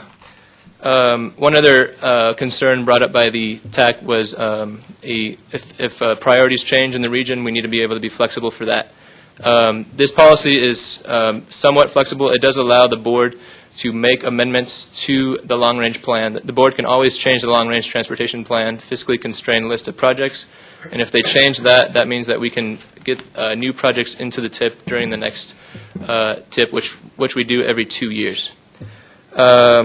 But again, this money is inherently designed for planning, which is why PPACG staff spends 3.5 years writing a robust, comprehensive plan, just to make sure that we can reach our regional priorities. So with that, I'll open up the floor for further discussion. Otherwise, I would ask the CAC for a recommendation on this item. Go ahead. Question? Yes, so this is required by the FAST Act, right? What happens if we say no? Are they just going to throw a penalty flag at us? So the FAST Act is requiring that we use performance-based measures, which we already have those in our 2040 long-range transportation plan. So we have to show that we're making progress towards those performance-based measures. And so if the FAST Act says that the TIP has to be consistent with the long-range plan. They use the word consistent. But if our projects are not following the performance-based measures, then by definition that would be inconsistent. So we think that this is necessary in order to follow that rule. Structure. Makes it real easy. On the flexibility part, you said the entities can't come up with new projects, but a board member could. Just voted for it. Absolutely, yeah. So if an entity wants if priorities change suddenly, and they really feel like this project is necessary and it's not in the fiscally constrained list, we can always bring that to the board, and the board can amend the long-range transportation plan, and we can get it in there, and then from there we can put it in the TIP. So this policy is just trying to create a little bit more structure between the two documents. But again, it is flexible. Kevin? Was the TAC vote unanimous, and if not, were there objections? What were The TAC vote was 4-2. The two people against it were, again, they were concerned about what I just mentioned with regards to the lack of flexibility. Again, there wasn't much more we could say to convince them, but we got everyone else on board. Go ahead, Bob. Jen, Kevin, if this cybersecurity thing would just really blossom for our area, having seen us kind of backfilling with Peak Field and making sure that the Powers Corridor was all good, and we paid a lot of attention to that in that roadway particular. And I think, what was it, at Fort Carson, that project connect that very south, is it Gate 19 or something like that, and Oak Ranch Road or whatever. Charter Oak. We got, what, a Tiger grant for that? Was that correct? It's an urban free Let's say this thing just really fell in our lap. How would we address the flexibility issue if something big like that were to happen? So if some sort of a cybersecurity threat occurred? Yeah. If we became the place to go to. As far as development. Development or The facility. development If something needed to of be this added area, Yeah, I think that would be something that we could address again with the board with an amendment to the long-range plan. That's something that can definitely be addressed. I'm not sure if that would be considered an emergency, but if it was an emergency, then. I'm just saying if it did, because that would really be a big deal. But if there was some sort of an emergency like that, there are always other sources of funding for emergencies that would be applied if it was some sort of a cybersecurity threat. Well, it's not the threat. Okay. It's us becoming the center of cybersecurity. The opportunity. The opportunity is there. It would be a massive opportunity. Oh, I see what you're saying. Yeah. Mm-hmm. An example, if I may. An example is in the mid-1980s, the Greater Pikes Peak region reconfigured development to support the influx of engineering and technology that came in and gave us the nickname of Silicon Mountain. Mm-hmm. And that had a tremendous impact on the local economy and culture and population and growth, of course, and development. And that was a case of the general community perceiving the benefits of being supportive and rallying and changing to adapt. Yeah. And that would be the kind of adaptation we'd be looking at if we got the opportunity to host cyber development going forward as to become sort of a national or international hub for development. Mm-hmm. Yeah, no, I understand your point, and I think this policy would not inhibit us from missing any of those types of opportunities. Obviously, we want to take advantage of those if and when they come. But it comes down to the board can amend the plan, and we redo a plan every 4 years, and so it's not something that we're going to have for the next. Even though it's the next plan is the 2050 plan, we're not going to have the same plan until 2050. We're going to be redoing it every 4 years, and then we update the tip every 2 years as well, and so it is flexible. My understanding is it's meant to, you remember when we've had other plans before that all of a sudden all these new projects flow in. The idea is that we stick with projects that had some planning and performance measures attached to it. And if something absolutely fabulous opportunity comes along, I was convinced at the last meeting is that the flexibility exists to make that happen. Mm-hmm. Yeah, absolutely. Mm-hmm. Also, just to your point about the new development opportunity coming in, a lot of times when something like that happens, the developer is on the hook for the transportation improvements anyway. So sometimes it gets taken care of that way. All right, do I have a motion, please? Tamara? Yeah, I recommend approval of this item as is. Policy, thank you. And first, Kevin, thanks for taking all the beatings the last 3 months. Appreciate you addressed all these, and then you repeatedly come back and answer our questions. And I personally feel like all my questions were answered and feel very satisfied that the effort that you all made. So thank you for putting up with us. I appreciate that. Thank you. Second. Okay, Michelle, second. All those in favor, say aye. Aye. Opposed? Okay, number 2. That was a great review for Bob. Right. Did you get that for his? We'll make sure Craig sees it. Okay. Put it in the minutes. Tip policy number 2. This is regarding the separate pot of money for small projects. So we received a lot of positive feedback from both the TAC and the CAC on this policy.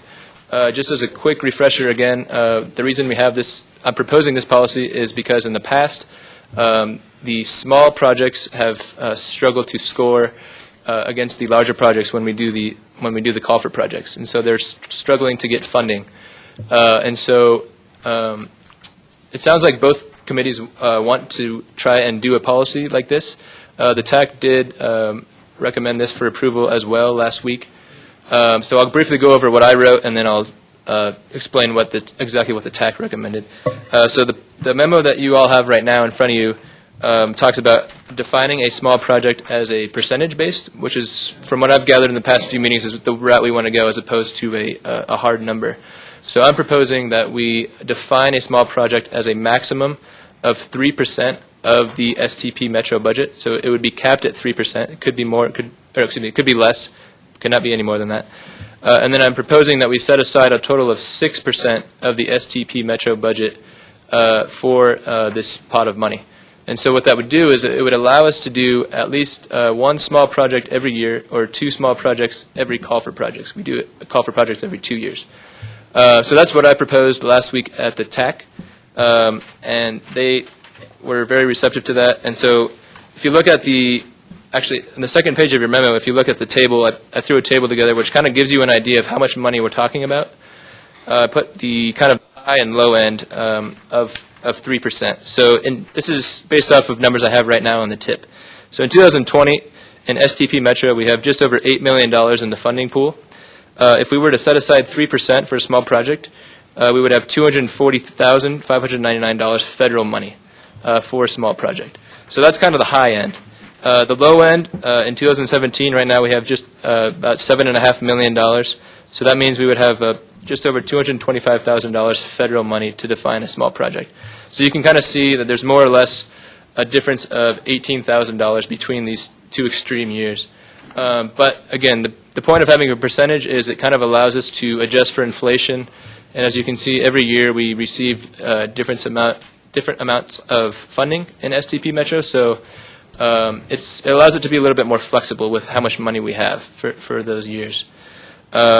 So the TAC also really liked this idea, but they actually proposed defining a small project as a cap of 5%. They wanted it to be a little bit higher, and so we would basically be setting aside a total of 10% of the STP Metro budget for that. That's what they recommended last week. So again, it sounds like we'll have to have a little bit more discussion on this item this week to see what this committee recommends, but I think we can also get a recommendation this week as well. So are you suggesting that we may want to wait to approve this? Or I think we can get a recommendation today, but it sounds like maybe we want a little bit more discussion to decide exactly what percentage we want to define it as. The tax said 5%. Maybe you all think 3% is still good. I was looking at the amount, so I agree it should be a little higher. But comments, Bob? Can you give me an example? This is such a small amount of money when you really consider all the projects that are out there. Mm-hmm.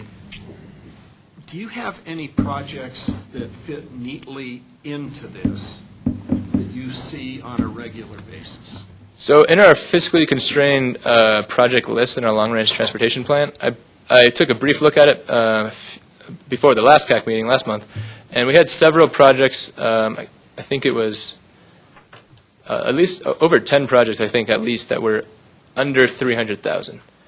And so I think I was looking at any projects over $350,000. I think we had almost 20 projects at that level.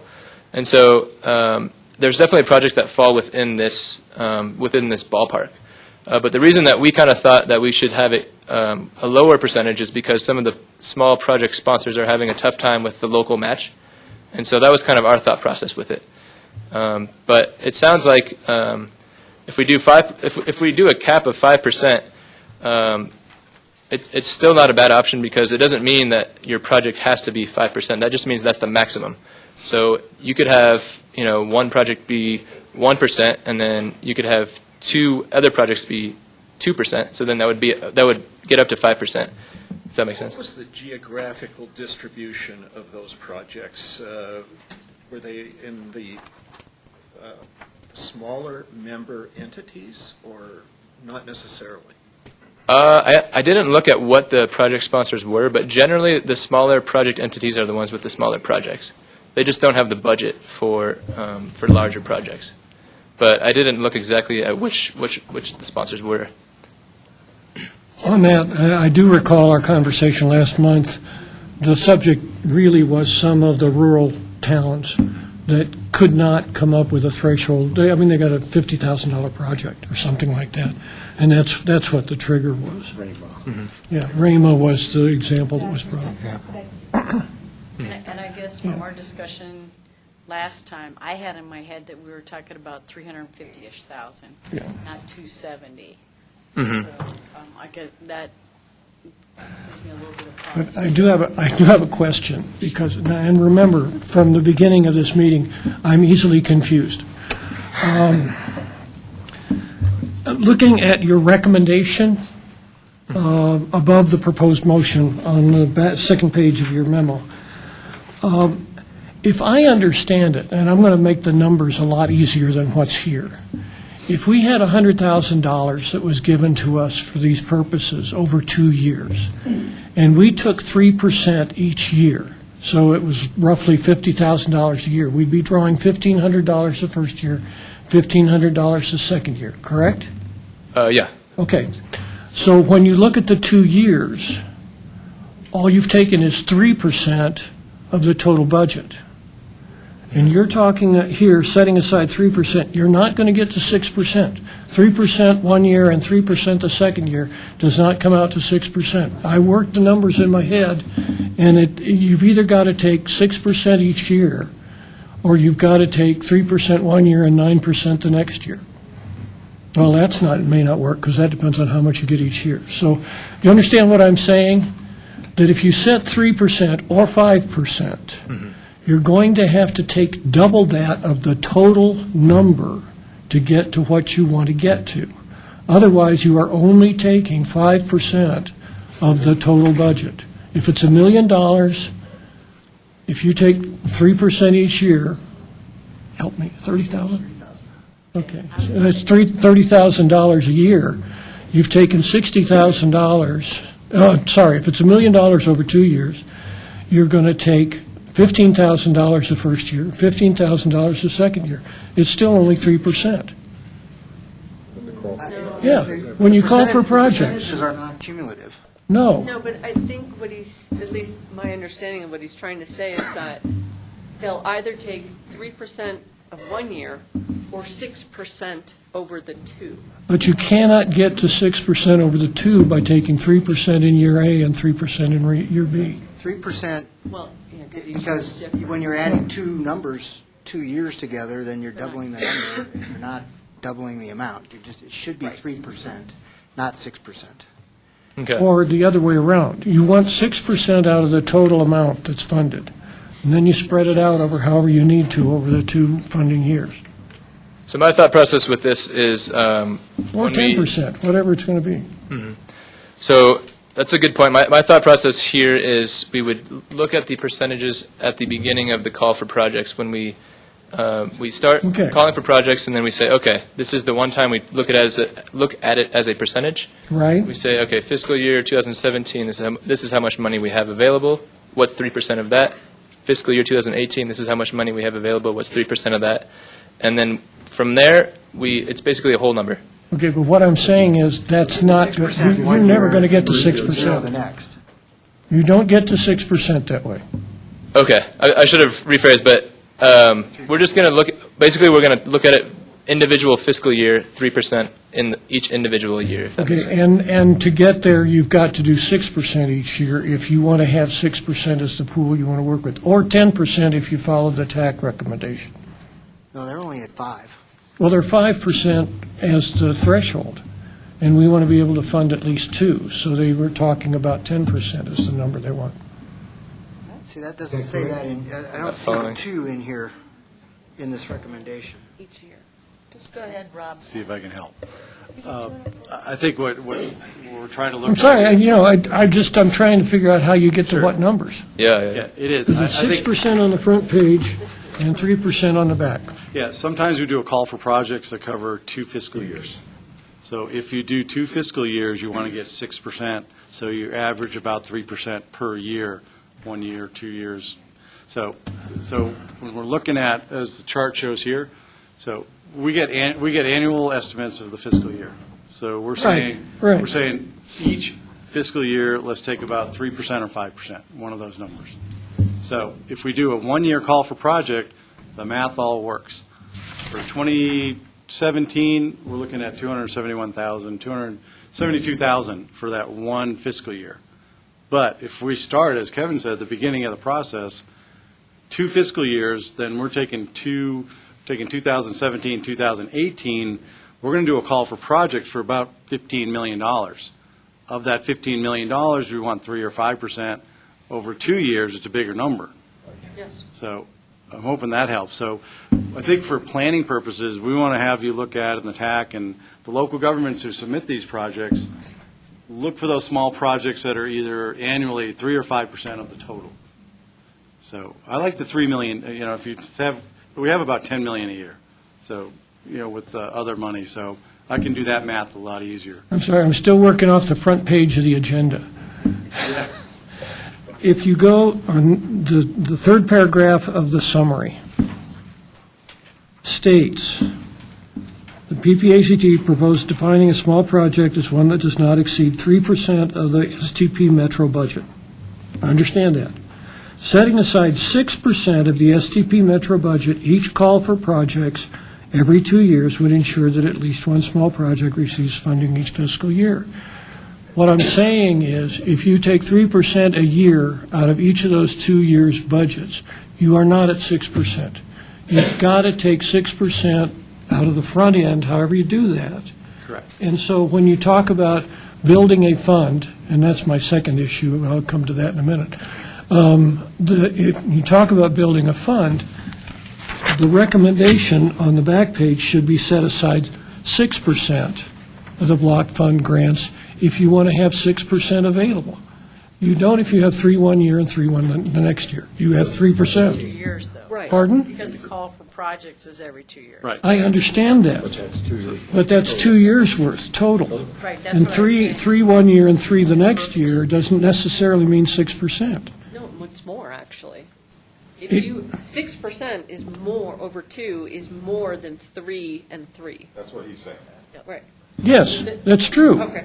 Putting aside what's on the front page altogether, Yeah. going to the recommendations. Kevin, going to the recommendation, what you're recommending through the TAC, what they're recommending, I'm sorry, is 5%. Yes. The PCHG is doing 3, Yeah, I think we presented 3% to both committees. right? TAC said, hey, we see your 3% annually. Go 5. Raise you to 5%. So TAC recommendation is go for a 5% annual share of this STP Metro block. So that's the recommendation that they're asking for today. That's their recommendation? That's the It's time. less than They're still asking us 6%. for 3. Well, we don't have, we're neutral. This is just a proposal, but the TAC said 5%. We started with We'll do 5% if that's what, we're not proposing anything. I agree. Good. And in fact, if you go to This makes more sense. Just what do they want to do? 10% for your discussion. The high end goes from 290 to 485, $485,000. I mean, it's a significant increase. It also gives you the capacity to do more projects. So, And nobody's saying that if the number of projects don't pass muster, that we have to do them, right? It's a small project pie that exists if appropriate projects meet the threshold. Exactly, yeah. And if all the money doesn't get spent, it would just go back into the general pool of STP Metro, so it's not going to be. Going back to Bob's question, and Kevin, since you're fairly new here, maybe Rob, can you kind of give us just an idea of what a $300,000 complete project is, and maybe what a $500,000 complete project is? Because I think that might help us to understand what are we trying to fund. So, for example, I know you looked, and you may not know what exact project is, but are they typically sidewalk improvements that fit under this $300,000? Or is it a culvert replacement, or is it just repaving, just something so we have an idea what we're buying for $300,000 or in $500,000? Yeah. Do you want to speak to that, Rob? Or- I know you looked up at the projects, but yeah, I think typically they're going to be smaller, like sidewalks. You could do like all the sidewalks in Monument, for a couple $100,000 downtown.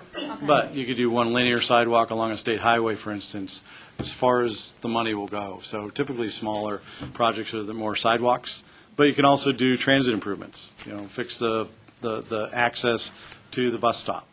So it's now got concrete pad and a bench, not a dirt lot and a bench. Okay. So it's small, complete projects, and that's hard to find. But bike trail, too. You can do how many linear feet of a bike trail that maybe it got washed out, or you're completing a missing link. So you're doing a half a mile of a bike trail, not 10-mile bike trail. Depending what that is, and if, Kevin, you have other examples, those are good. But, if you look in the tip, there's probably some of those. Those are probably the generic ones. But again, that could be, a small little study, too, to say, let's look at the bypass. I'm not going to mention any cities, but you do a small bypass, the study may be $300,000-400,000. I want to know, going back to Jim's discussion, should we be changing the motion, our recommendation, to state that we set aside 6% of the STP Metro budget, each call for projects every 2 years? Right. Is that what we should be? Yes. Or should we make it 10% to be consistent with the TAC? No, we But shouldn't. I think we have to do. It should be 3% of a 2-year budget is 3% a year. Yeah, no matter how you Or cut it. 5% a year. So we should either say 3% or 5%, but we shouldn't be cumulative here. We shouldn't be saying 10%. We should be saying 3% or 5%. That's what forget the first page. You got to go to the second page where it says recommendation only. We shouldn't be We're cumulative. voting on the recommendation, not what it says on the first page. That's No, confusing. we're voting on a proposed Rob, do you have motion. a comment? I do. I think Kevin's right. I think because we don't know exactly when our call for projects or how many years they're going to encompass, could be 3 years or 4 years. I think where we came down to staff is on the other page is, ignore the front page as an example. The recommendation is for annual, because if we do a 1 year, 2 year, 3 year, 4 year call for projects, I don't want us to have to do the math to say, okay, did they say 5% over or 10% over 2? How does that work out over 3 years? So we're saying forget the front page and go with what is. do a percentage of the annual allocation is our recommendation. I understand that, but we were having. Your front page is bad math. Okay. Any percentage? They get an F. They get an F in my college algebra. No, put a percentage based on an annual. An annual percentage. On what the recommendation says. Right. There was none on it right now. What's that? Is that good? I think so. I think that's what I was getting at. Okay. So just take it fiscal year by fiscal year, right? Is that what you're saying? Yes. Yeah. Ellen Hasse, Teller County. Jen, to go back to your early statement in this conversation, is this the time for us to discuss going from 3% to something closer to 5% like the TAC? Because some of us were thinking, based on last month's discussion, that we were talking about a number higher, 350. roughly the 350K range, because that would allow the possibility of more than one small project in each planning period to be tackled. And the goal was to have a pot available for small projects. Yeah, so this will do that also. We're just saying this is a cap. So if one project is 1% of the budget and another project is 2% of the budget, they're still under 3%, so you can do 2 projects in one cycle. Does that answer your question? So because there's no number in the proposed motion, you don't want a recommendation, because my understanding was that the tax said 5%. We discussed 3% last time. Are you saying pull any discussion of that percentage out? No, I'm just saying, 5% cap would be in the motion. well, whatever number you guys decide on is up to you, but we're just, Would be in the motion. it'll be in the motion for the board. Yeah. The only reason this still says 3% right now is because we had the mail out the day after the day before the TAC meeting. Well, that's right, the motion So- doesn't say anything. Yeah, so I don't have anything about the TAC meeting in here because it was after the fact. Okay, Vince? If we recommend and approve 5% per year, we're done. Cap. Yes. And the TAC's happy, we're happy, and you can go to the board and it's a done deal, correct? Sounds reasonable. Can we make a recommendation right now? Yes, Motion please. recommend we go to 5% per year, and we recommend this to the board. Second. Bethany, did you get 3? We're all done. Okay. Unanimous second. I think so. I apologize for the confusion on that. I think we cleared All it those up. in favor, say aye. No. Mark? No, I'm Mark, serious, no. before you escape, did you want to be here for Michael's presentation, and we'll go ahead and forward that and address that first? I know it's getting close to 5. I can stay for a few more minutes. Okay. If you brought money, come on up. Let's get it done. We can do that. All we have to do is we're going to move our photo, and Kevin, if you don't mind, because he has to travel. Yeah, no problem. If we could swap out those agenda items, so we Absolutely. have an opportunity for him to be here to help Michael with any questions you might have. Yeah, no problem. Are you all okay with that? Yep. Yeah. Okay, thank you. Okay.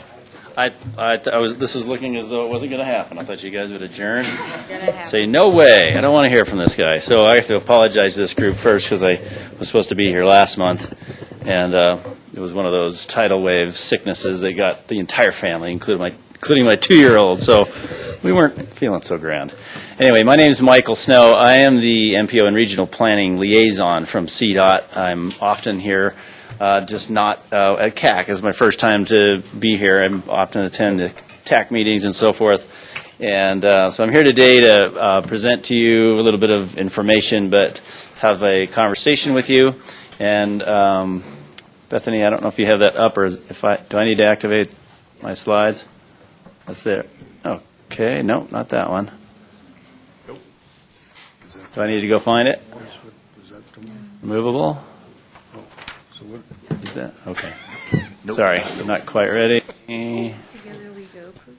Oh, together, we really? Oh. There we go. Slideshow. Whoops, I think. Okay, where's the hi-ho, hi-ho? From the beginning. Oh, geez. Turned off the speaker. Cyber. Uh-oh, we're hacked. Handout. There you go. Okay, there we go. So what I'm sharing with you today is a presentation titled, an initiative, I shouldn't just call it a presentation, an initiative called Together We Go. It is part of CDOT's Transportation Matters overall effort, which really encompasses a large number of educational and informational kind of programs that we try to talk about transportation issues. Together We Go is an initiative that is partly based on feedback we've gotten over the years in the statewide planning process to have more of ongoing discussions with the public and stakeholders and interest groups and so forth, as opposed to having robust discussions just at the time that you're rolling out a new update of a statewide plan or your regional plan. So we have done some of these, and I've been to the TPRs throughout our region and talked with PPACG. And so I ran into Madam Chair, and we had a conversation. We thought it would be a really good idea to be able to bring this conversation to you as well. And I hope you appreciate it. I do have there's some helpful information in it, but I'm going to be asking you for your input as well. So a quote from our director about the Together We Go effort. You don't have to take the time to necessarily read it. It's essentially what I just described to you here. And your Pikes Peak region, you're familiar with. It is the planning region known as your MPA, or the area you plan for, the Pikes Peak region. And here's some interesting statistics that kind of give a picture of what you have here, including 12% of the state's population and about 2.7% of the state highway lane miles. And I want to make sure we're talking about the state highway because we are kind of state highway centric at CDOT. Transportation involves all of your roadways, of course, but this conversation largely pertains to the state highway. And then for the vehicle miles traveled, that you can kind of equate to the actual volume of traffic that you have, 7% across the state. So the Together We Go initiative is actually a 3-phase initiative, the first of which was a set of telephone town halls, similar to what was carried out, and we did one for the Pikes Peak region in 2014 when we were developing the statewide plan.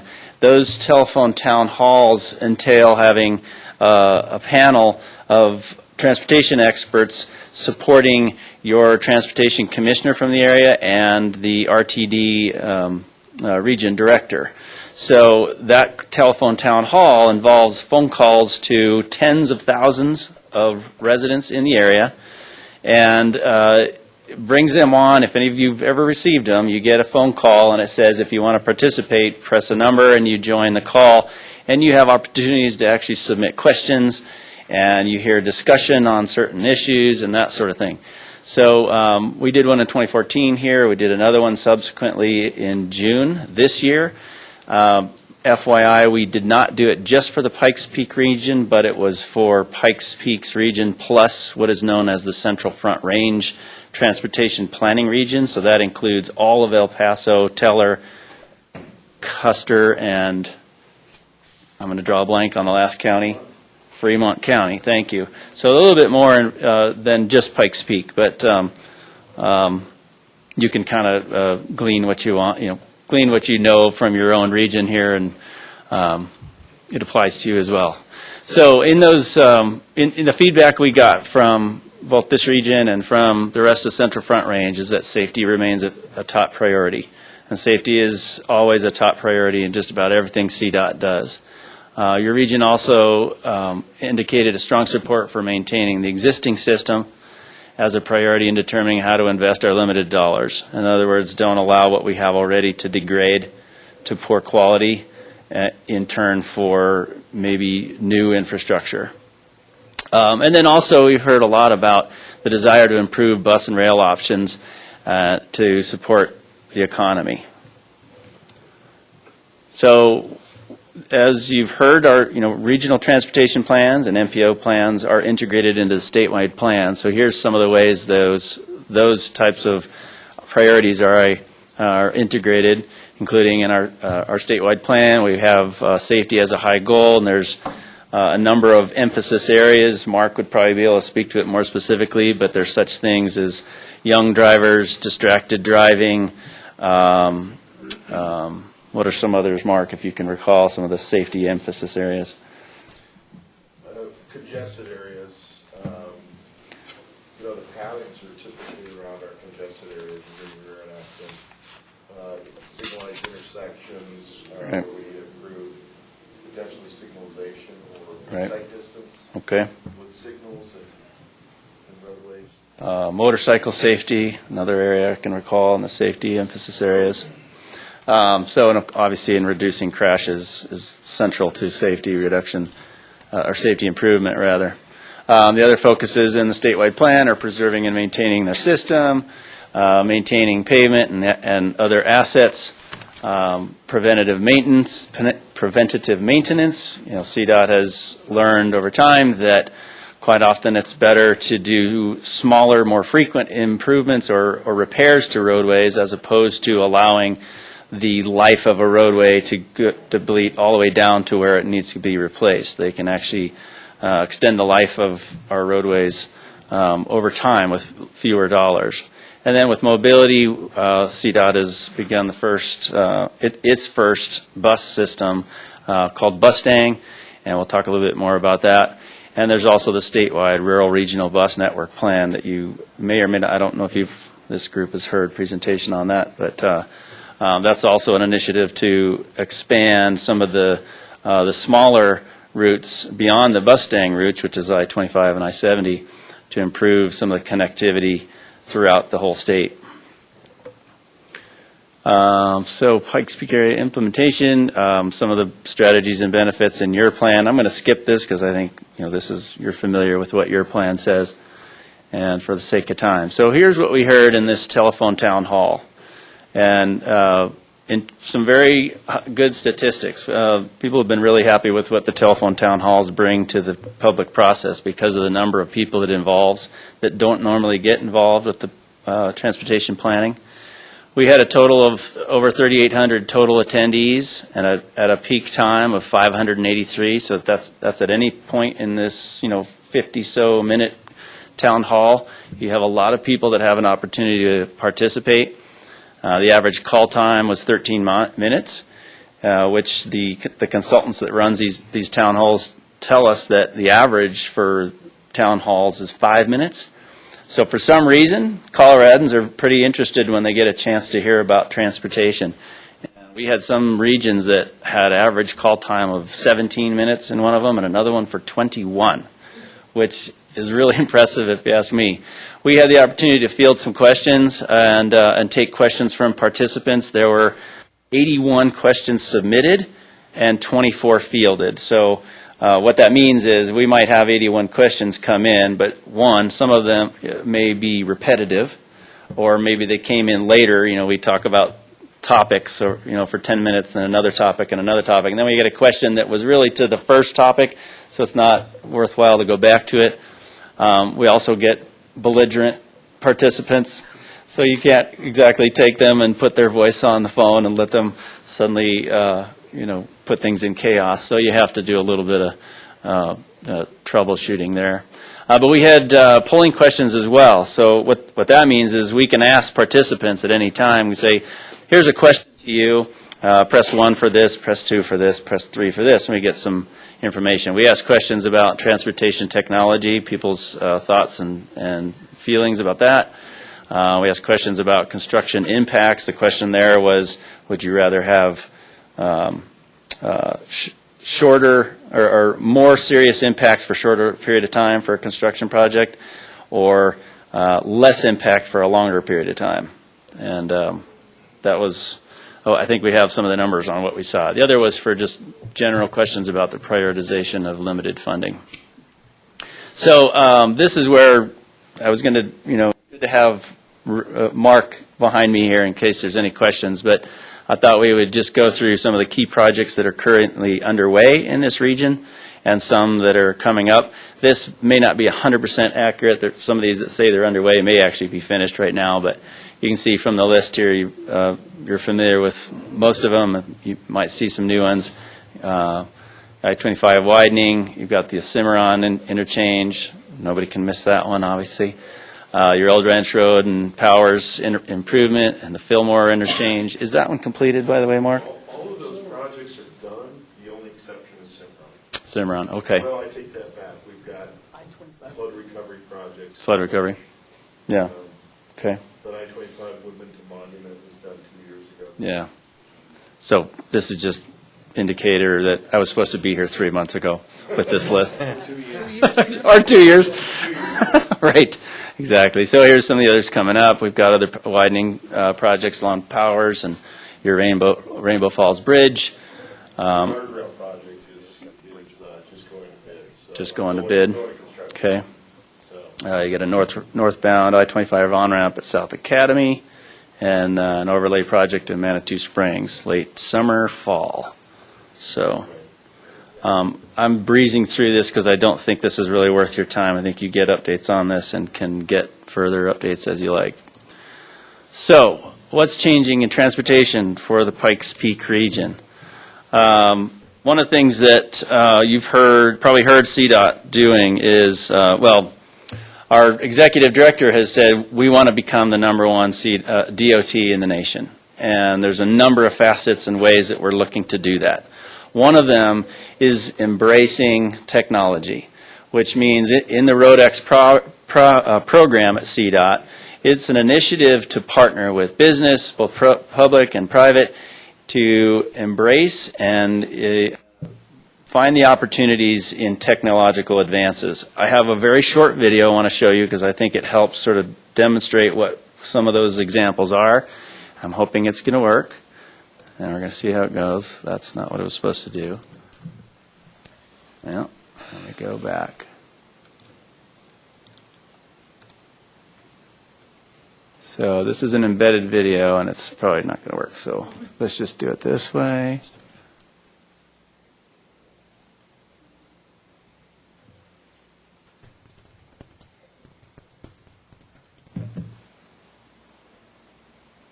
Sound?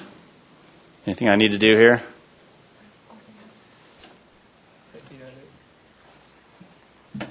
No, that's too bad. Ah. It's a good little video, unfortunately. It looks like it's on. No. Speaker on. Speak on. Pause it here? Yes. Yeah, What is that thing? So much for embracing technology. Darn it. I know, that's the problem, isn't it? It's that thingy on the right. Well, I'll spare you. So, Can we get a link to these things? sure. Yeah, I can share them. Because the updates are on. They are on the website, yeah. Okay. All right, so we'll skip. CDOT Road X, you'll find it. Okay. Okay. If you Google that, you'll find it. All right, so, sorry about that. So there's a couple projects underway, and this will kind of tell you what you need to know. There's a couple projects that CDOT is currently doing. One is a project on I-25 on the south end of Denver area, where they are working to deploy some technologies in the roadway base that can communicate to vehicles.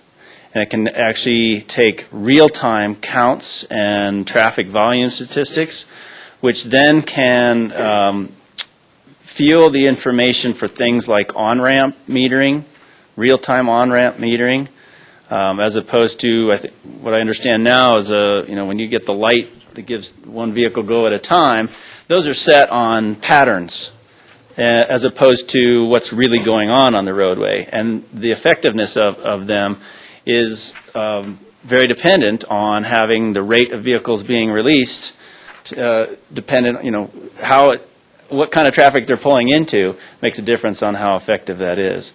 So that's one area. But it's also, if you think about it, when it is a facility built into a roadway that can actually start communicating to a vehicle, it's two-way communication. That enables a lot of other future-thinking kind of technologies, including automation and driverless vehicles. So you may have seen an article, I think it was out just yesterday, about an initiative or a project that CDOT partnered in, and with an Uber-owned freight vehicle, as in a very large vehicle full of beer cans. It went from, I think it was Fort Collins all the way down to, it made a long drive, completely autonomously. There was a person on it, and there's a ton of testing done up front. But those are the types of projects that are going on, and we're looking at the improvement, things that can potentially really transform our roadways. They're doing so because some of the statistics we hear are that roadways with a lot of autonomous vehicles can be utilized more efficiently. You can have a lot more vehicles running on the exact same facility with even fewer accidents than the 100% manual driven vehicle. So it does present some really good opportunities that have a much higher benefit to cost ratio than just building lanes on every highway and creating more noise and mess and so forth. So what isn't changing is that we currently are still dealing with the same funding scenario that we've had for over 20 years. So this graph shows a few different lines of data. That top one there is the vehicle miles traveled, and the timeline of being 1980 until now, which, the dotted line is 2014, and beyond that, forecasted figures. You can see how much that's increased since 1980. The second line, the red one, is the population increase in Colorado, which is increased as well, but actually there's more VMT usage per capita. So even though population is increasing, each per capita is using the highways more over time. And then that bottom line is the lane miles. So you can think of that as what's the size and capacity of the actual roadway system we have. So that naturally, lends itself to say, well, yeah, no kidding, right? We're all driving on a lot of congested roadways. But the reality is we have a roadway system built in the 60s, engineered for the expected capacity in 1980s, and we're taking care of it with the funding mechanisms of the 1990s. And I say the funding mechanisms because they're paid for largely by our gas taxes. And what a lot of folks don't realize is that gas tax is a rate per gallon, right? As in, pennies per gallon, not a percentage of the price of a gas a gallon. So when gas goes to $2, $3, $4 a gallon, we're still getting the same pennies per gallon for taxes, or for the gas tax, to take care of a roadway that is now being subjected to a lot more damaging vehicle use. And there's been enormous increases in just the relative cost of construction. The construction materials have accelerated greatly. We also have the same vehicles that weigh the same weight, causing the same damage to the roadway, but they have better fuel efficiency, which means they're not burning the same fuel and therefore raising the same gas revenues. So hence the reason we all have a very tight constraint budget for taking care of our roadways today. And this is just gives a kind of a visual on what that means to us today. And over the long term, we see $46 billion in needs to take care of our roadway, and only $21 billion to do that with. So we have quite a shortfall to do what we see as the needs to take care of our roadway, and especially in Colorado with our projected increases in population and VMT. I think the statistics I'd heard is that we're expected to grow to, well, we're at 5.4 million in Colorado now. We're supposed to go to 7.9, I think, by 2040. So it's just going to get worse. So now I'm going to turn the table to you guys, and I want to hear from you. I have some pointed questions, but the intent here is to ask you questions about, how is CDOT doing? Are we on track? Are we doing what you think is needed and putting our dollars and our efforts to where it needs to go? Are we doing the type of improvements that best serve the need in our transportation system? And it's an open mic for this. Just let me know. I will make notes, and we're collecting these notes, and they'll be shared in summary form with our Transportation Commission, so we'll carry it forth into the next statewide plan development cycle. Are you okay, because everybody's been sitting for 2 Yeah. hours plus, are you okay if they have any more questions that aren't pending, that we Yeah. can email you as well? Of course. Of course. Okay, any questions you want? Yeah. My email address is michael.snow@state.co.us, and that's MICHAEL. And I can email it to you as well. Say it again for us, though. michael.snow@state.co.us.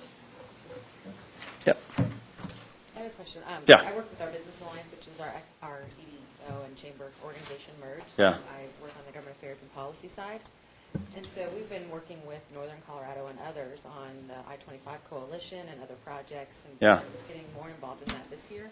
So on the funding side, we know that this is a problem. That's the biggest problem. And I know CDOT hasn't supported some of the other initiatives that have been out there, transponds and some of the things, understanding why.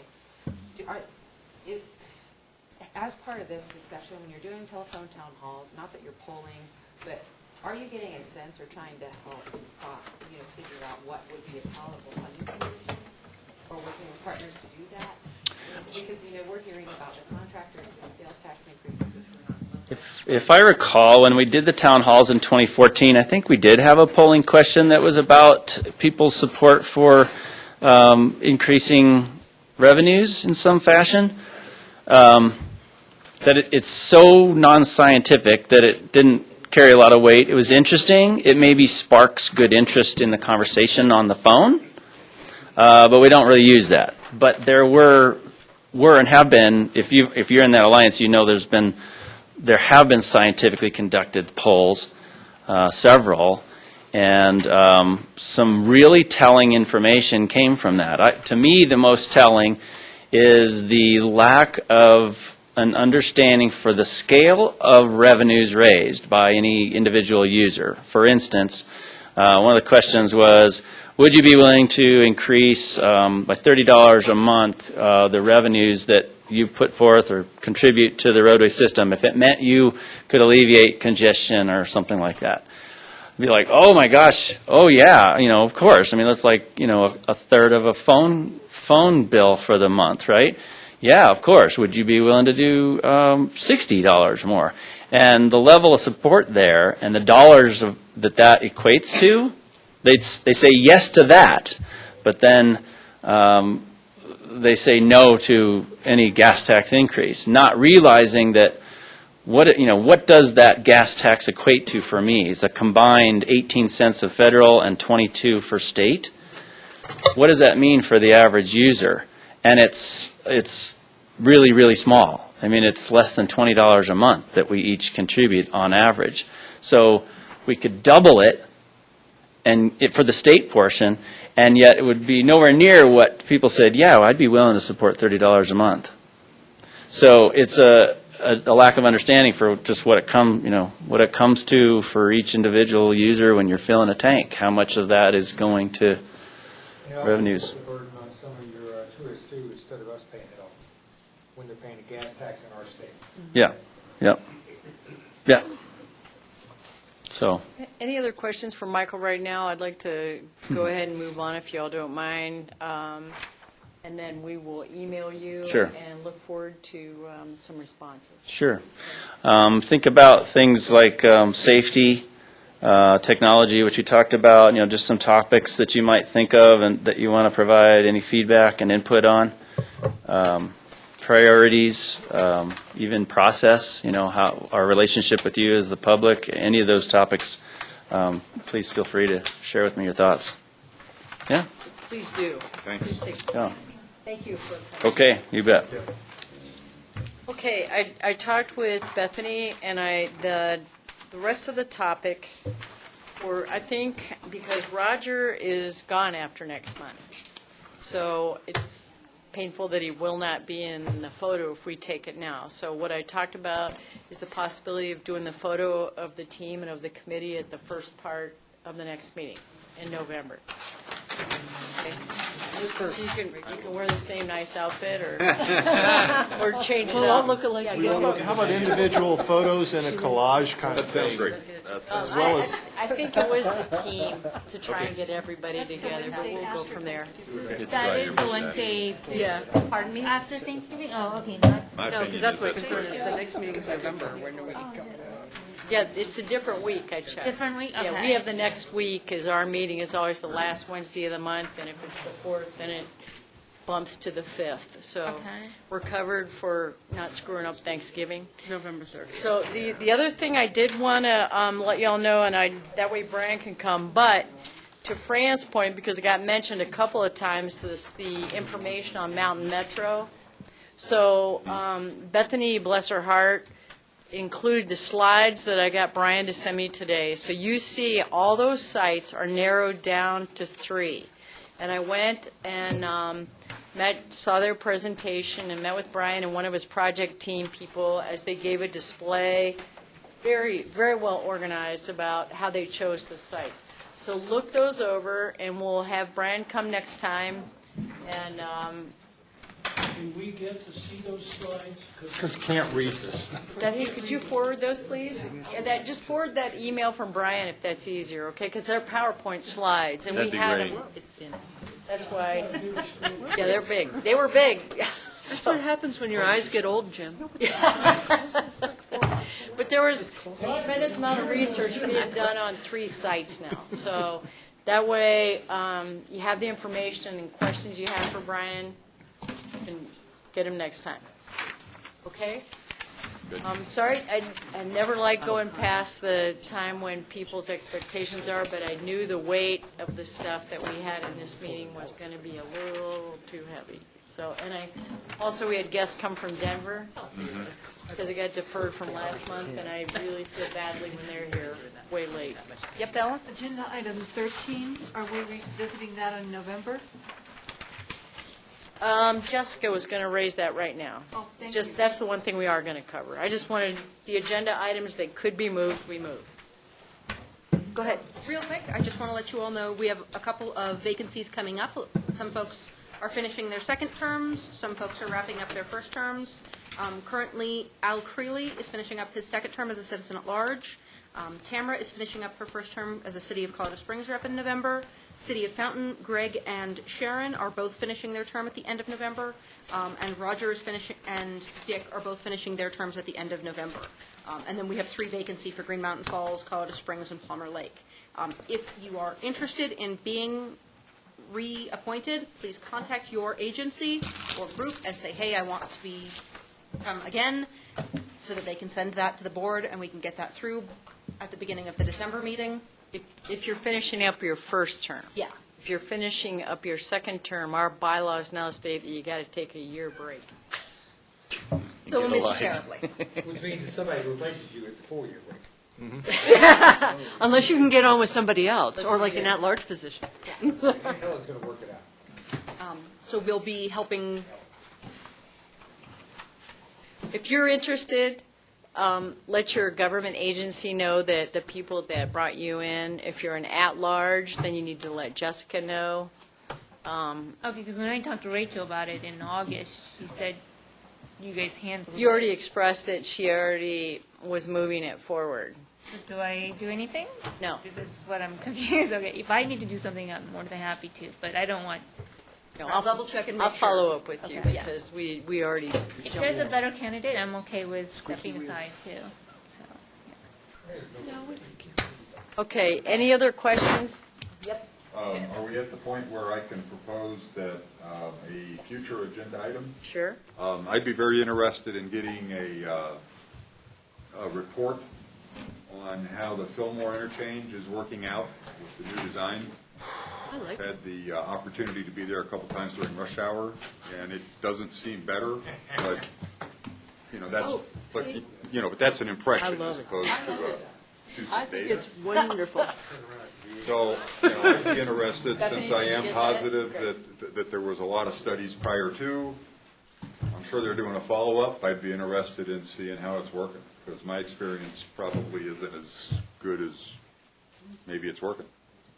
And Mark has given some follow-up on that too, at least on the research data on the amount of. So I propose that, and it doesn't have to be very long, I'm just interested in it as an individual. Just waiting for a big snow Okay, dump and a drone. any other items you want on the agenda next time? Okay, can I have a motion to adjourn? See y'all next month. You know how you have to go left instead of right when you get to the intersection? You know that. Thanks for sharing that good work. Yeah, but you know what, there's one left turn lane off of I-25 now. That's a real bottleneck. Now there's one. We built